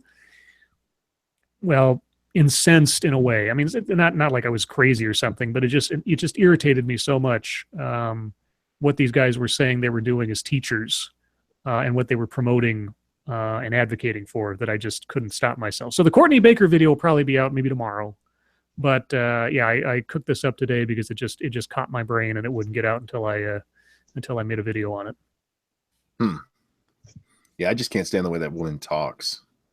Yeah, it is a little sing-songy, talking down, simplistic kind of stuff. Yeah, it's condescending if you're talking to adults. Yeah, it is. Like with most of my subjects, I think that she's harmless, relatively speaking. It's just, her stuff is more entertainment for me than it is like serious, critique kind of stuff. I don't know why, for whatever reason, that she caught my attention, but I figured I should have some balance to my more seemingly sinister Dr. Hoff and have a second opinion on things. So anyway, but yeah, we'll get another Courtney Baker video out probably tomorrow. There are some great memes going on right now about Sean Spicer. Oh yeah, and the shitstorm he's about to face tomorrow. Oh man, yeah. Oh, I got to watch that tomorrow. Oh, yes. I should. Yeah, I am subscribed to the White House YouTube channel, but I rarely pay attention to it. I should. Yeah, you guys watch it, so I don't have to. That's what we're here for. That's the Nostalgia Critics line. We give you the news, and you validate us. That's right. Which, by the way, you haven't done in a while. Yeah, come on, validate us. Scribe's all right. Oh, that's high praise. At least you got some praise. I know, right? That's something, all right. Yeah, from her, that actually is pretty high praise. Mm-hmm. It is. You're welcome. What else you got going on in the world tonight? Do you have any videos cooking up, Monkey? I do. I decided to take a shot at one of the root videos that we talked about. the Oh, other which day. one? I'm Not Your Negro. Oh, okay. Oh, yeah. I was debating on that one, but I haven't touched any of them yet. I haven't decided if there's anything on there so far that I want to look at. But that one in particular, yeah, I can't wait to hear you go off on that one because I watched about maybe a minute and a half of that before I got distracted by something. I thought, oh man, this is such nonsense. Well, it gets even worse. For those of you who don't know what the root is, if you were listening to our stream the other night and we talked about the 10 best black characters in Star Wars. Whoops. Star Trek! No. Oh you- my god! Why are you going back to that monkey? Well, Because listen, that's where we pertinent. discovered the root. That's where we discovered the root's a YouTube channel. No, I found it I there. know, but why would you? It is why the would root of the talk root. about Yeah, the root of the root. It's a channel that's part of the network that does fusion, and they gave us that list, and they actually have a YouTube channel, and it is as bad as that article was. In this They video, broke me. her name is Jessamine Stanley. She's a fat black yoga instructor who became famous on Instagram because she's a fat girl who can bend pretty well. And she makes everything about race. And I went back and I was trying to, because she starts off by saying that her whole life she's been ostracized. And so I went back to see, I looked her up to see if I could find anything about her upbringing, and nothing is there. But I found several articles she had a book that released last year, and there were a lot of articles written about her. And one of them actually says that if you knew about her, she's got famous on Instagram for yoga, and she's followed by all these people. You might think she was a skinny white girl, but you'd be wrong. She's actually fat and black, two things that didn't hold her back when it comes to yoga. Oh god. And I couldn't figure out why black would be an issue with yoga. Yeah. And as you read this article, it gives examples of people messaging her, and all of them, every single one of them, is about her being a lard ass. Nothing to do with her being black, but it comes up everywhere that she's black. Mm-hmm. So I didn't know black people couldn't bend. What's this? Is that some? Go ahead. Dear. Fuck. Okay. Never mind. Did you just okay. lose your train of thought in the middle of your train of thought? I did. She did. Wow. That takes effort. Oh, that's awesome. But yeah, it's a horrible thing. And the whole point of her video is that she doesn't want white people to like her. What? Yeah. That's that's what the not whole I'm not your nice. Negro. I don't understand. Thank you, the Angry Penguin, for SDA, because Monkey triggered her for bringing up the cancer list. No, you're supposed to wait till we're on my channel to give me money. Okay, though. Thank you. But yeah, she actually says that she finds it weird that white people have embraced her so much, and she doesn't want to be a minstrel show. People aren't racist? Yeah, exactly. Her whole How thing. dare they? She's very offended that white people like her. What? And I don't yeah. Okay, That so is the point of that video. So if Donald Trump comes up and says he's very offended if Mexican people, he doesn't want Mexican people to like him, or Latino people to like him, that's okay in her mind. To, I'm sorry, want people it's to not like him? Latinx. Oh, Latinx. Latinx. Yes, sorry, Latinx. Achoo. I don't understand that. Me neither, because Nonsense. to me this should be You're the story. always being gender neutral. This should be a story about how race isn't a fucking issue. Because yes, typically white people are the ones who do yoga, and she has hundreds of thousands of fans who embrace her, don't give a shit about her color. And who gives a shit about her color? She does. Yeah, I'll have to watch that video. Well, I'll watch your Right, takedown but- of it when the time comes. But racism is our It's bad, fault. okay. Yeah. Mhm. It's our fault, right? It's bad, okay? Oh, Sorry, the angry penguin apologized. Don't apologize. It's okay. I'm just fucking with you. It's fine. Give monkey money. Skeptalk, thank you. Buy Mrs. Monkey a Cinnabon. Oh. Okay, but I'm going to Ooh. eat it. On a slightly unrelated issue, or not issue, but thing I just found out, Minds.com is taking investments like you buy stock type investments. Oh, I mean, if you log into Minds right now, or it might just be on the homepage, there's a big blue bar breaking news thing. And so far, they've raised $462,000 of their $1 million goal in this round of investment. maybe Everyday Feminism should try that. Yeah, what is their? I'm going to their investment page. I'm just curious. I'm not planning on investing, but I want to invest blank amount of money. Okay, so it's kind of like a Kickstarter. minimum.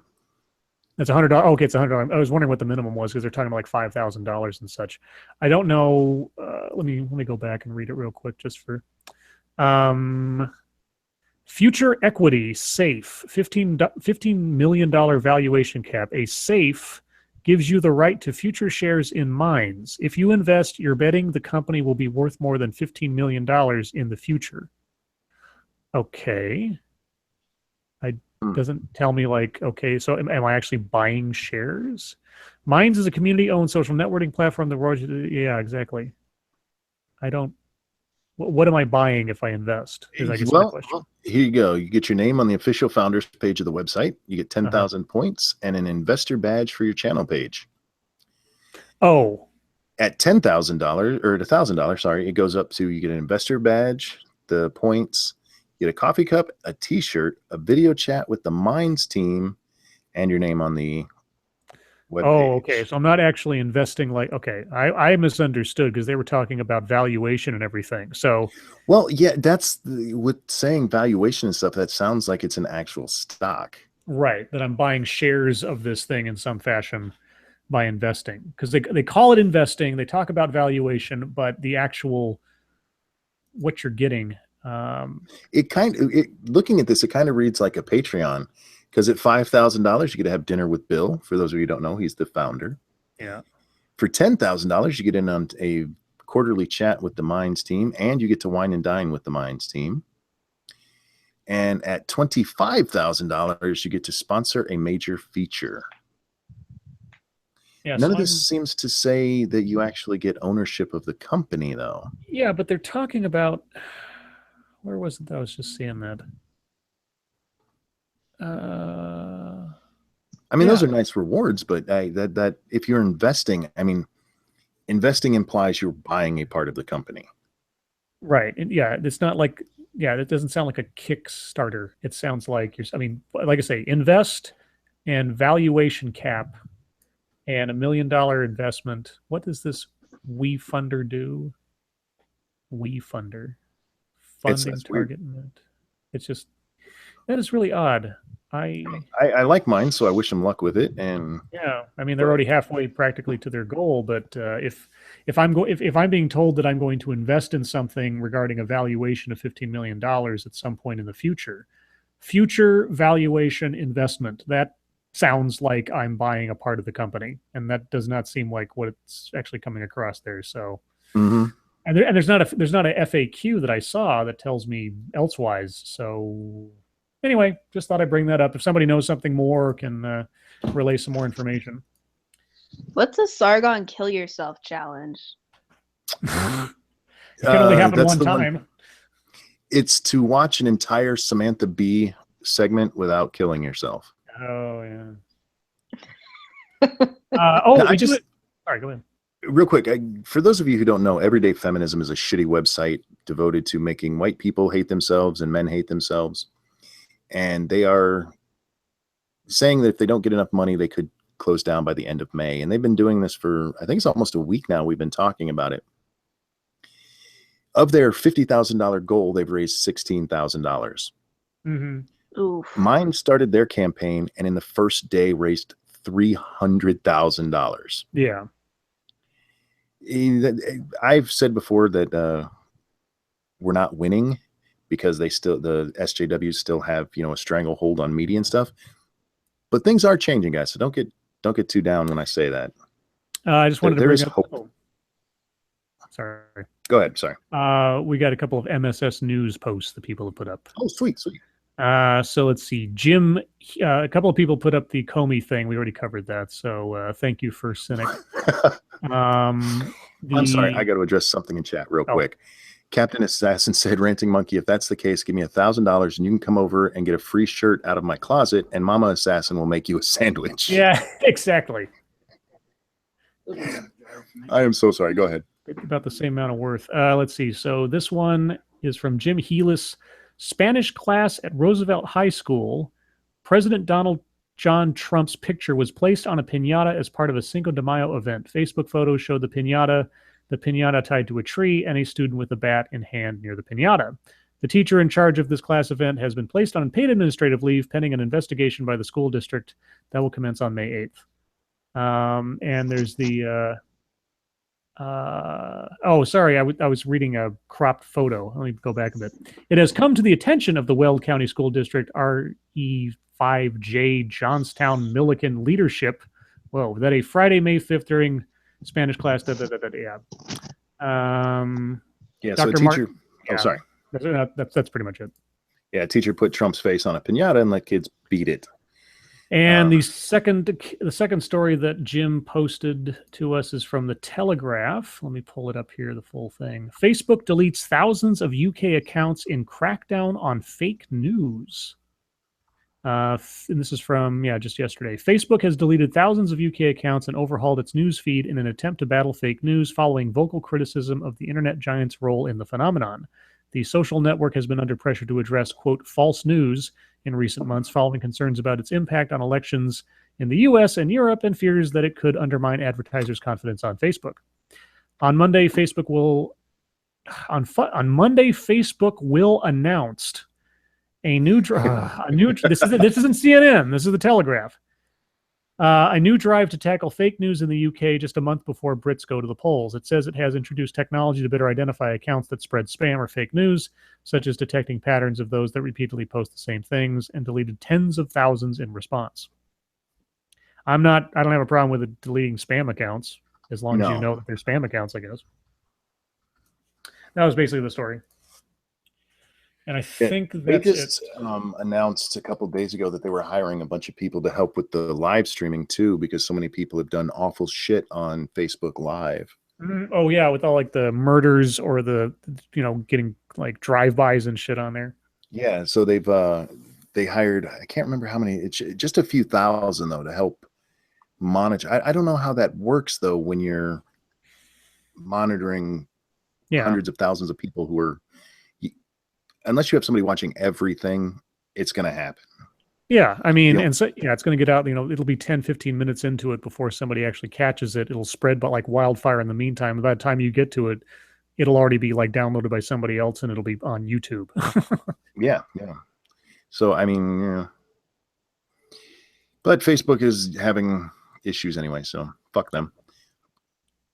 That's what they get for being cocksuckers. Yay. What other issues are they having?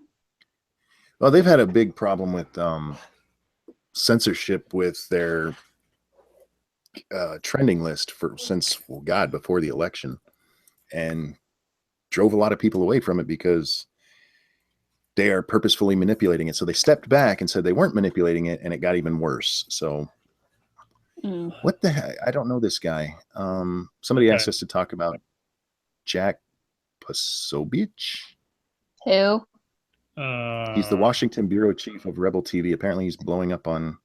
Okay, let's take a look. Twitter right now. So. I don't know what's happening. I'd be happy to talk about him. Just I don't know what's going on. Yeah. There's lots in the news today. What was that? I'm sorry. There's a lot in the news today. Here we go. So this is from Mediaite. Pizzagate conspiracist attends White House press briefing. Who is he? Another Pizzagate conspiratist attended a White House press briefing on Tuesday, 2 weeks after Mike Cernovich made a controversial appearance in the briefing room. Jack Posobiec, formerly a volunteer for President Donald Trump's election campaign, attended the briefing and other White House events on Tuesday, causing a stir on social media. Posobiec is perhaps best known for relentlessly pushing the Pizzagate conspiracy, a bizarre internet theory alleging that associates of Hillary Clinton ran a child sex trafficking ring out of the DC's Comet Ping Pong. Posobiec, a self-described citizen journalist, periscoped a visit to Comet Pizza in November, leading Pizzagate to trend on Twitter. Okay. That name looks Russian. That's all I'm saying. Yeah. So obviously he hacked the White House. Okay. So let's see. Before his visit to the White House on Tuesday, Posobiec appeared on Alex Jones's InfoWars to give his thoughts on the newly elected French president. Quote, "Something very, very fishy is going on," Posobiec said, referring to Macron's marriage to his wife, who was once his high school teacher. I didn't know that. Posobiec alleged that Macron had been groomed from a young age by his wife to act as a puppet for the Rothschild family. In the video, behold, they posted it below. Posobiec claims the hacked emails reveal Macron as being mind controlled and kept on a steady dose of ecstasy and crystal meth in order to do the bidding of a cabal of global elitists. Yes. Shit. I love it. I did hear about the whole Macron thing being. I didn't realize that was real. I thought somebody was joking about him. He married his being with his former teacher. Yeah, well, That's gross. Stranger things have happened. I wonder if they hooked up when he was in high school. That would be funny. Ooh. Yeah, they're French. I'm gonna look up his wife. I'm curious what she looks like. She looks like an old average lady. Isn't he like young for? Oh yeah, holy cow! He married his teacher. She and it looks like she'd been around a while. She's got her face looks like leather. Yeah. I'm not even kidding. It's like she's tanned about 20 times too often. I mean, I like older men, but I don't know if I'd go like old high school teacher. It's a little too much. Yeah, she's just this side of unfortunate looking. Yeah. She's not unfortunate looking. Yeah. So she's 64-year-old. She's 64. And does how she look awful for 64? Macron, I thought he was in his 40s. Oh yeah, 24-year age gap. There you go. So yeah, he's 40 and she's 60. Holy cats, man. Anyway. He likes old pussy. Oh, no. Barf. Oh my God. There was something else I was going to talk about. I forgot what it was. Are you not going to yell at him for barfing? You guys yell at me when I barf. It's okay to barf at old pussy. It's not okay to barf at me loving my wife. Yeah, that is true. That is true. I can't believe you just compared those two things. Fuck you. I'm not sorry I did it. I know you're not. I bet the old lady is stacked with money. I hope so, because otherwise, damn. Oh yeah, you know what? But she was a high school teacher. I was about to say, you know what French high school teachers pull down, don't you? Yeah, nothing. Apparently, they're students' pants. Hi-oh. Oh yeah, nice. I went there. Very nice. However you say his name is a Slavic name. I'm telling you, he's Russian.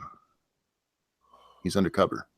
Huh. Undercover. He was 15 brother. and she was 39. In Canada, if you reverse the genders, the teacher would be doing time. Yeah, same in the States. Well, that's assuming that they had relations when he was still her student. I'm assuming they haven't been married since he was 15 and she was 39 or whatever. Oh no, they wait till he's old enough. Yeah. Let's find out when they got married. You know, on the plus side, if he didn't want to have children, they're hooking up right as she's going through the change. Mm-hmm. So maybe he was just being pragmatic. I have the story on it. Here's the official story. Oh. Here's the simple love story. A 15-year-old boy meets much older drama teacher in high school and eventually falls in love. Eventually. So like... Yeah, how eventually? Like a month? Let's see. His parents can't keep them apart, so years later, the mother of 3 eventually divorces her husband and marries her former student. They flourish, and then he runs for president when he's 39 and she's 64, and he wins. It's much sweeter as a love story when you tell it as part of the presidential campaign than, say, when the boy is in high school, and it could, depending on when the love blossoms, be the stuff of a criminal case in the U.S., rather than a candidate's biography. We don't exactly know, by the way, when Emmanuel Macron's love blossomed with his wife, Brigitte. Suffice it to say, his parents told her to stay away until he was 18 and shipped him off to Paris. Now, years later, they're still together, and he'll become the next president of France after a runoff election. Yeah. They don't say when they got married. Yeah. Huh. Finally, somebody who makes our president look good. Yeah. Thank you. No kidding. Okay. Anyway. Anyway. Okay. All right. Anyway. Kids, don't bang your teachers. Teachers, don't bang your kids. Unless they're Jesus hot. Christ. Jesus. Also, don't bang your students. Oh my God. Wow. The French. Someone damn. said, bet he passed those exams. I bet he did. Oh, he passed the test all right. He took a few dry runs first. Oh, gross. Monkey. Especially if she was 39 when he was 15. Oy. Yeah.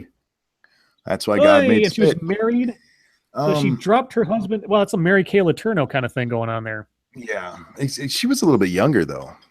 Mary Kay Letourneau was in her mid-20s, I think, or something. When Yeah, she was kind of hot. This lady's... Mary Kay Letourneau was not... Mary Kay Letourneau was not kind of hot. If you were a 13-year-old boy and that chick came at you, you would stick your little wiener in there. I hope I would have better sense. I wouldn't have. Okay. Well, obviously you didn't. I'd have hopped on that shit like it was a midget. Jesus Christ. Blah! Blah! I didn't say an old midget. Damn. A 39-year-old midget? Midgets don't get that old. Oh, Jesus. You got to get a new one. Oh, you got to get a new one. They go by midget years. You go down to the midget store, get a fresh one. Fritz, thank you. We did mention Monkey Dick once already, but it's always great to bring Monkey Dick back up.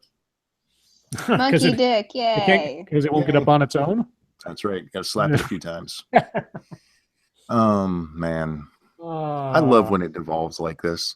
Well, let's see. We're into our half-hour stretch. Want to turn it over to chat fully? Oh, yeah. Chat. What do you want to hear? Yeah. Midget or dwarf? What do you want us to talk about? Midgets. What do they want to talk about? I don't know. Yeah, what do you want to talk about? What are we talking about? Let's talk about sex, baby. Oh. Somebody asked earlier if I think we lost YouTube, meaning the anti-SJW side, and I really don't. Yeah. I know a lot of people feel that way because of demonetization and some. There's been some slap downs of people. Here's the thing with YouTube. You still have to play within their rules, but you can make whatever content you want. If you swear in your videos excessively, you are opening yourself up to possibly getting a community strike for it. Right. The community guidelines are so vague, you can get slapped for anything.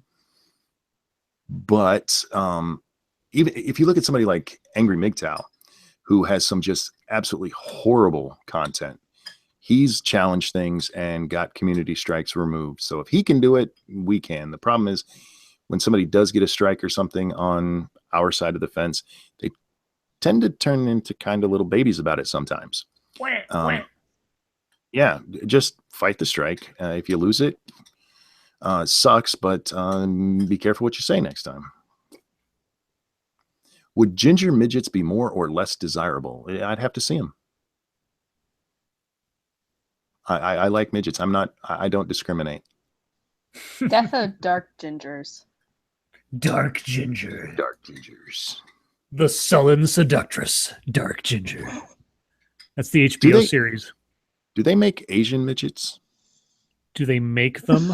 Do they make Asian midgets? Yeah, Monkey. Yeah. Where do you? Can I ask you something? Sure. Oh, let me ask you something. Where do you think midgets come from? I don't know. There's a factory somewhere. A midget tree. Midget tree. Oh my God. Do they have Asian midget trees? They're bonsai trees. Yeah, they're bonsai. I was going to say. Oh God. Miniature trees for miniature people. That's right. Ranting Monkey, Vegan Gains video on roaming millennial. Have you heard about it? I heard about it. I can't watch that fucking retard. Vegan Gains is a fucking retard. I might make a video response to it just so I can get views for talking about it. Hey, if you do, I want you to bring up this point because vegans are really big on this idea that if you eat meat, then you're supporting the animal industry, killing however they're doing. Mm-hmm. I want to know if vegans are so pure, why they buy products that help other people buy meat to help propagate the cycle that they're so against. All of these motherfuckers should be What? living off the grid, making their own food. If you, let's say you buy an iPhone, right? And the guy who actually made your iPhone uses the money that you bought or that you spent on that iPhone to go buy meat. You just propagated the circle that vegans say they get out of. They have this theory that if you, Roaming Millennial brought this up, and it's one of the points that Unhinged Vegan or whatever the fuck her name was brought up, that if you say you're against animal abuse, but you still buy meat, then you're still part of the problem. You might as well be abusing animals yourself because your money is going to help pay for it to happen. Using that logic, any money that ends up going into the meat industry, including wages people make doing other things, propagates that same cycle. So if they are as pure as they want to be, they should be living on dirt farms, growing their own vegetables, not using any products they didn't make themselves to be sure they're only supporting vegan lifestyle. Otherwise, they're just as guilty as they claim everyone else is. Okay. Listen to it again after this is done. You'll understand. Make Can a I diagram. just grab this? Sure. Absolutely. Okay. Who I'm just said gonna be soulless like, midgets? Monkey Midgets have 3 said souls. this. Listen. Did you talk about the Harvard segregated graduation? No, we didn't. No. I saw a story. I saw Worski had made a video about it. I'm guessing it's the same stupid shit. Let's see. I've got a Snopes.com fact check. Is Harvard Yeah. University segregating graduation ceremonies?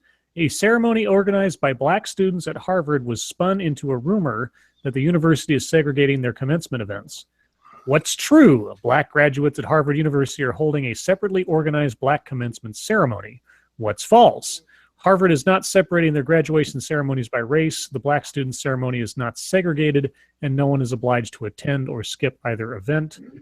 But they have in a blacks only like thingy thing, Let's right? see. Well, Harvard's not doing it. Yeah, Harvard's not. Ah. It's independently being held, looks like. Yeah. Let's see. In the name of, so this is the Daily Wire reported that Harvard University would be holding a blacks-only graduation ceremony in 2017. In the name of, and this is quoting from somewhere, in the name of progress, Harvard University will segregate graduation ceremony. Oh, this is a quote from Daily Mail or Daily Wire. Harvard will segregate graduation ceremonies based on race for real. The segregation will include only graduate students this year, but there are plans to expand such racial separation next year to all university students, including undergrads. Shockingly, this is not as rare as it may seem. As noted by BET, Stanford, Temple, and Columbia all have black student graduations. The Daily Wire specifically said that Harvard University is segregating graduation ceremonies, but the site linked to a BET article which reported on individually organized commencement ceremony and not the university's larger overall event. So black members of the class of 2017 decided to form an individual ceremony. The separate graduation is an effort to highlight the aforementioned struggles and resilience it takes to get through those. So this is, black commencement is open to all students regardless of race, color, or creed. Then why call it black commencement? This is not about segregation, but a celebration of the African diaspora at Harvard. I love that word. They use that word a lot lately, the diaspora. All students attending black commencement will also attend other commencement ceremonies. It's like, oh, this is the black commencement, but it's open to everybody. Well, on that note, what? Go ahead. Jinx learned how to high five today. And That's it's on a adorable. related note. A dog did a trick. Yeah, I let but you it's step on me cute. for that. Yeah. I know. Yes, that is very cute. I'm glad he's important. high-fiving you. Yes. Adorable. That is very cute. You should get him on camera doing that. Yeah, I will. This is a bunch of very privileged kids shitting all over the civil rights movement. Because do they have any idea what went into ending segregation? Go fuck yourselves with this stupid shit. Well, even if you go, well, it's not segregated, but we only talk about the blackies. It's like, Well, so... It is segregated. They're segregating themselves. It's not being done by the school, but they're still doing it themselves. And that's the students shitting all over civil rights. What Martin Luther King did, oh my God, fuck them. Fuck them. That's my thought on that. I have not seen Guardians of the Galaxy 2 yet. I want to. Yeah, I haven't yet. I meant to on Friday, but work went kablooey and I had to stick around in the office for an extended period of time. I'm hoping to get to it sometime this week. Oh, that's another thing that's going to be in my video. Somebody said, yes, spoiled little twits. They think microaggressions are the same as Jim Crow fire hoses. Dumbasses. Absolutely they are. In that video I'm going to respond to, she actually said Jim Crow laws ended a hot minute ago. Right. Depending on which time frame you use looking up history, some people say Jim Crow laws ended at the end of the 50s. Some use the mid 60s when the Civil Rights Act was passed. The last actual law that was challenged was done in 1971. The Supreme Court upheld forced integration. I forget the school district. So a hot minute, for anybody who was wondering, is anywhere from 50 to 30 years ago. Well, sorry, 60 to 40 years ago. I thought a hot minute was a little faster than that. Yeah. Even with that, this chick is like 20 some years old. She doesn't even know what the 70s are. No. She's like talking to SDA here. Scribe thoughts on Star Wars Galaxies. I own a copy. I bought a copy so I could try to log into the emulator system and get all set up. And I did for a while. I played for about 2 days, and it's about as clunky controls and graphics and everything as you would imagine from a game from 2003. I'm hoping that once they finish fixing and updating the emulator and everything, the modders out there will make something really good out of it. But it is quite the trudge to try to use now, especially after being spoiled by SWTOR as much as I was, even though even though Galaxies is far more sandbox than the relative theme park that SWTOR is. Galaxies was very hard to play and get into, and it's still very clunky. So, well, Galaxies made a mistake in the way they did their characters. They made it where you could only have a chance to be a Jedi when it first came out. Yes, and you had to do a whole bunch of shit to even get that chance. Yes. Horrible design mistake. Well, most people say that the update they made where you could actually pick Jedi as a class actually ruined the entire sandbox thing because it disallowed you from truly customizing your character. So it's kind of a give and a take kind of deal. Yeah, that happens with game developers sometimes. I mean, all they had to do is make it so you could definitely become a Jedi without fucking up everything else. Yeah, but it would be the problem was it would be game. The first thought was to be game imbalancing, and the game was supposed to be more focused on the non-Jedi, the regular people of the Star Wars universe. But of course, you had that contingent of people that's like, well, I want to play with Force powers and stuff, and they made a mistake in setting it in the era that they did, and trying to keep with canon at the same time when they were operating outside of canon. So if Star Wars Galaxies had been set in the KOTOR universe, now of course those games came out pretty much at the same time, so that would have been impossible probably. But if it had been set in KOTOR universe, then you could have, Jedi. What's a KOTOR universe? Knights of the Old Republic. Yeah. Oh, okay. Yeah, which is thousands of years before the movies began. Yeah, well, I actually knew that. I've been told that I should play that game. Yes, you've been told by us. Yeah, you can get it for like $5 or $10 or something off of Steam or GOG, and it's totally worth it. Mm-hmm. And any computer today, any computer made in the last 10 years will be able to play them. Yeah. I had an argument with some people about whether or not the Galaxies would be a good game. And my problem with Galaxies is one you mentioned there briefly, canon. Yeah. Anytime they try to make a Star Wars game, that's what they run into is a problem with canon. And that's why KOTOR works so well, is because they were able to go so far in the past that nothing we see in the movies matters. Right. And anytime they try to do it in the modern time, they just get stuck with that. And Galaxies came out about around the time of the new movies, the prequels. Yes. Which further hampered what they could do, because it's not like they could, everything was being rewritten for them as they're making the game. Right. I would never sign on for a Star Wars license. It's just not worth it for video games. Oh, I'm glad people do, because I like my Star Wars crack. So do I, but there's very few that are, I mean, there's more now than there used to be, but yeah, a good Star Wars game is so hard to come by. Well, I'm waiting. So there's, was it Visceral Games or whatever? They're doing the open world.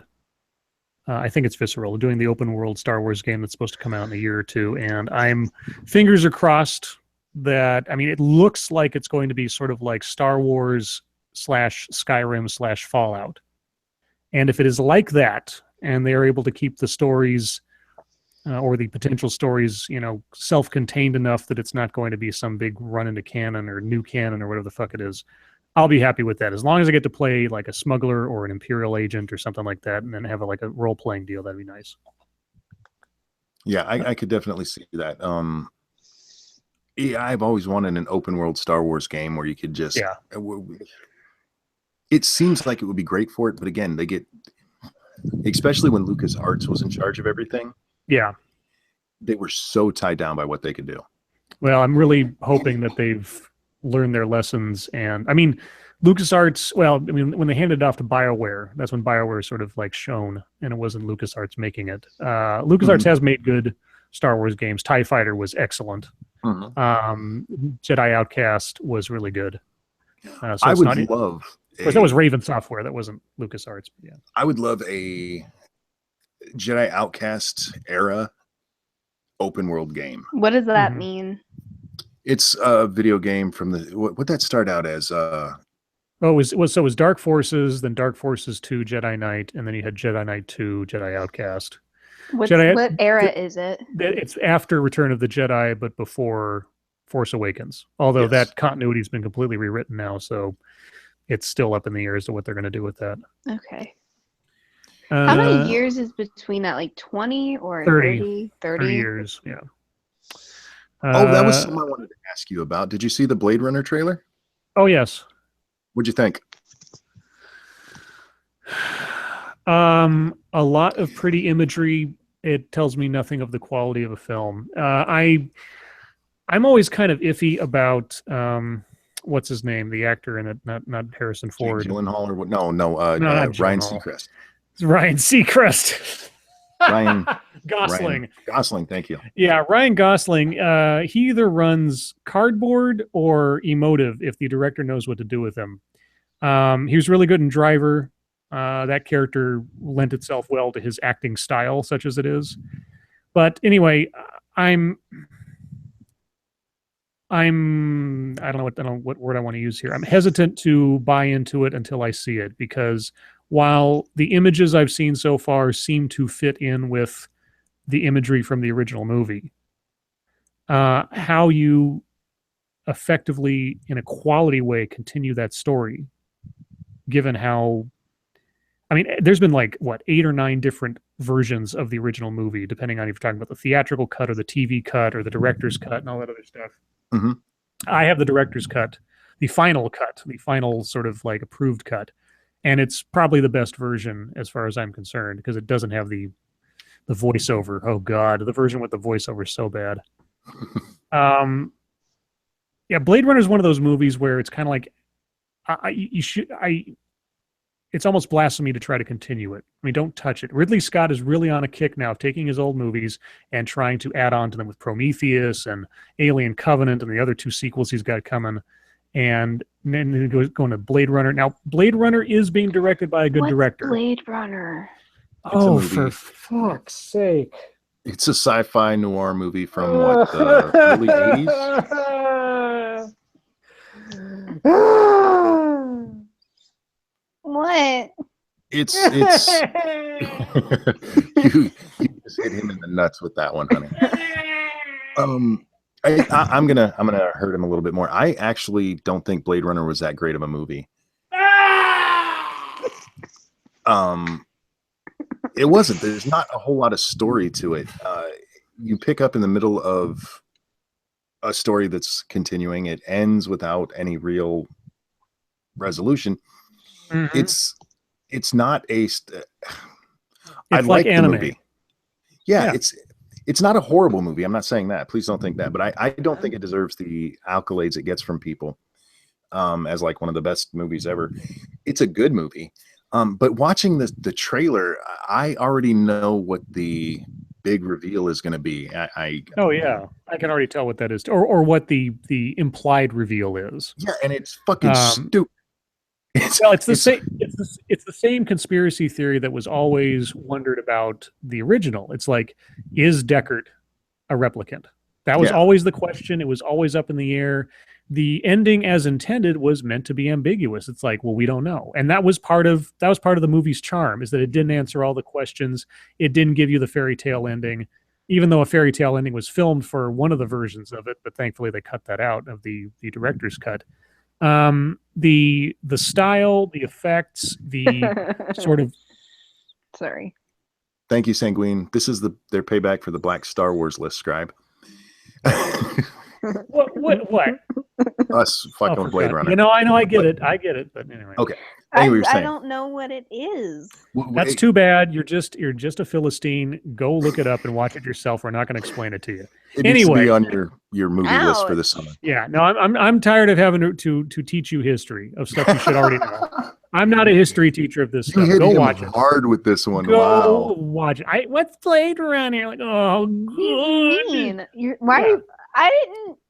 It was an accident. It was an accident. Hey guys, I forgot to do this, accidentally but didn't know what Blade Runner was.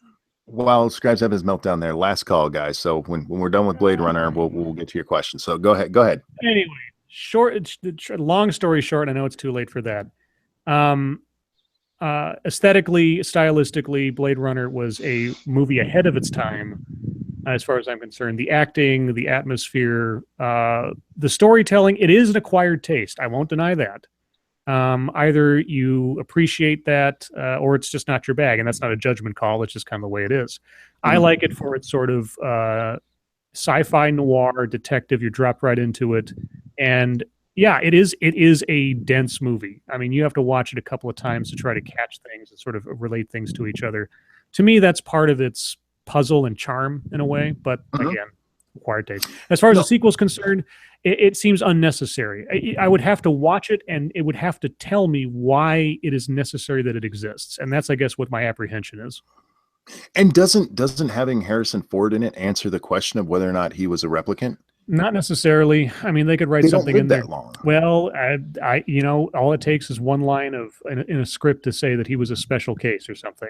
That's all it takes. And so again, I'm really wondering if Sean Young is going to be in it. I'd probably not, because she's crazy now. But she's a loon these days. Yeah, too loon. Yeah, you can find video of her crashing the set or crashing the studio trying to become Catwoman for the Tim Burton Batman movie. Oh, I'll have to watch that. She dressed herself up as Catwoman to go to try to force herself into an audition. It's creepy as fuck. Anyway, yeah. So I would have to. Probably what'll happen is the movie will come out. I'll wait for a decent review, read the headline of the review, and then from that decide, is it worth my time? Because I just need to know that somebody who knows the movie will say, this is an interesting continuation. Because if it's not worth my time. I don't think that they're going to be able to please fans. This is one of those things like it's almost like Star Wars. The people who love this movie. Yeah.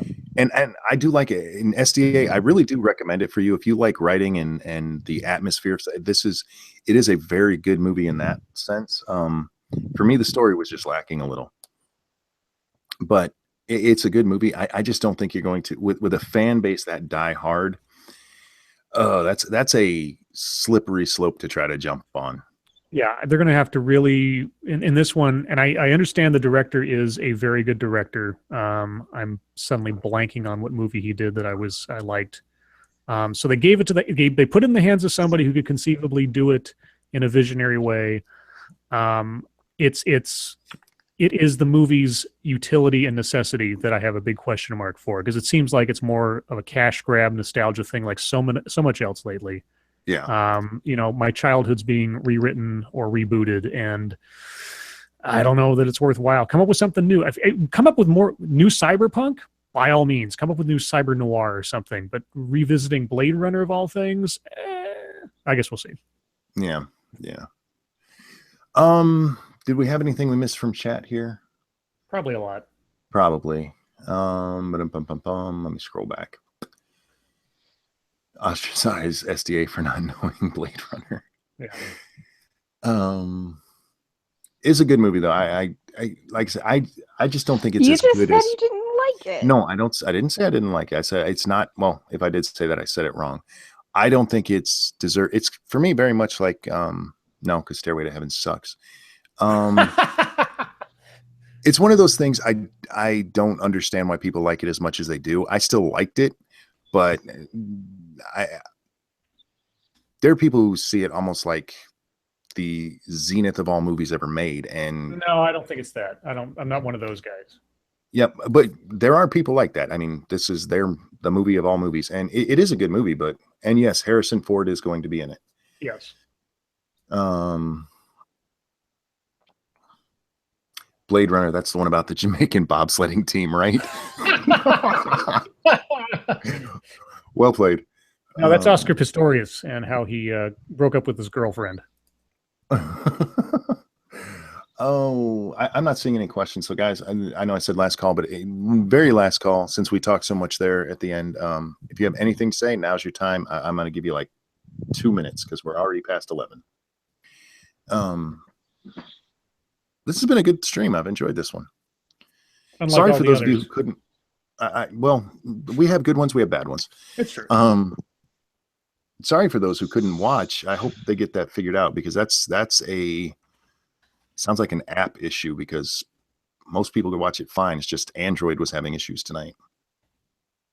I've had a lot of problem with my Android device the last few days with their new update. I'm not happy about that. Yeah, I know. I could go back in time and not have those issues. Why did Disney kill Kyle Katarn? They got rid of the expanded universe and did so because they wanted control of the story. Yep. I hated that they did it, because that was a great line, but in order to keep telling the story, they had to change that stuff. Do you think Hillary's case should be open now that Comey is fired? I don't know. I kind of feel like I think at the time they should have done it, obviously, because people have been prosecuted and convicted for this very similar things, but at a much, much smaller scale. Yeah. So when it comes to precedent, she absolutely should have been prosecuted. But now, I don't know if it's... I mean, because she still I think did it would be seen... Yeah, but I think at this point it would But then just there's be the seen as PR vindictive. problem. It's Yeah. It's not going to do much to change anything. Scribe, what other sci-fi is there besides Star Wars and Star Trek? Blade Runner. Aliens. Aliens, 20,000 Leagues Under the Sea, Deep Star 6, Battlestar Omega Man, Galactica. Battlestar Galactica, RoboCop, Terminator. Tons of stuff. The list goes on and on and on forever ad nauseum. Thoughts on Kylo Ren? Sorry. Whiny bitch. I think Kylo- yeah. Someone said, as a writer who's taken weeks from not writing, I guess like weeks off, how do you re-inspire yourself to start writing again? Sit down and do it. You don't. You just do it. And I mean, look, if you're writing as a hobby, then, taking time off, not doing it, it is what it is.